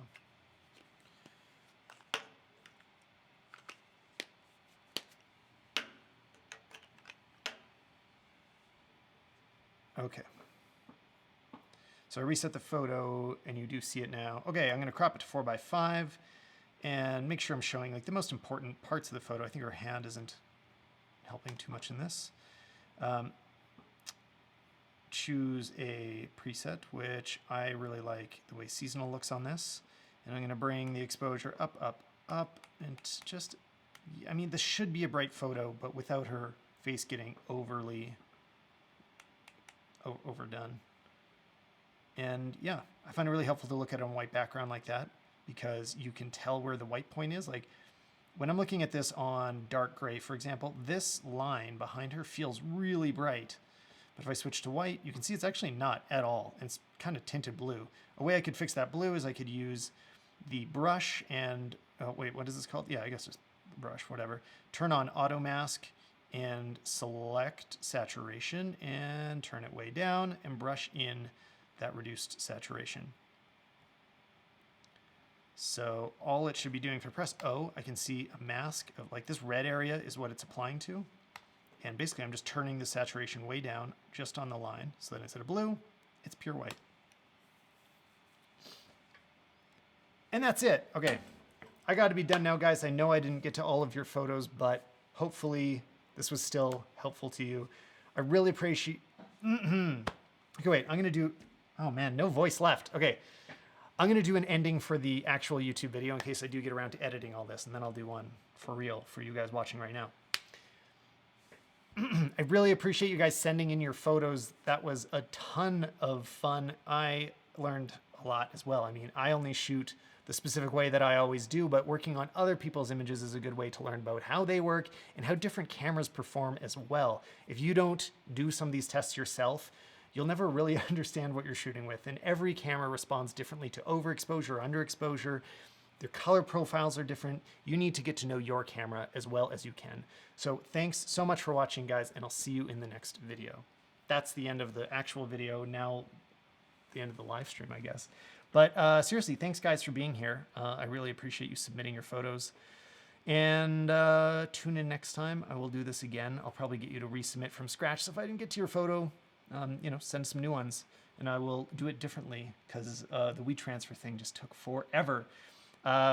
Also, hit up the podcast because I talk about a lot of this stuff over there. If you haven't been to StalmanPodcast.com, now is the time.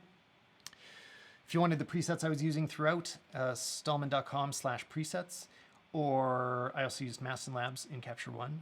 Maston Labs are great as well. And I guess that's it. Thanks, guys. I'll see you next time. Where's the? I don't know where the end stream button is actually hid on my windows. So the stream won't be ending until I find my Safari window that has completely disappeared. So I guess you got me for a little while long. Oh, there it is. Okay, bye guys.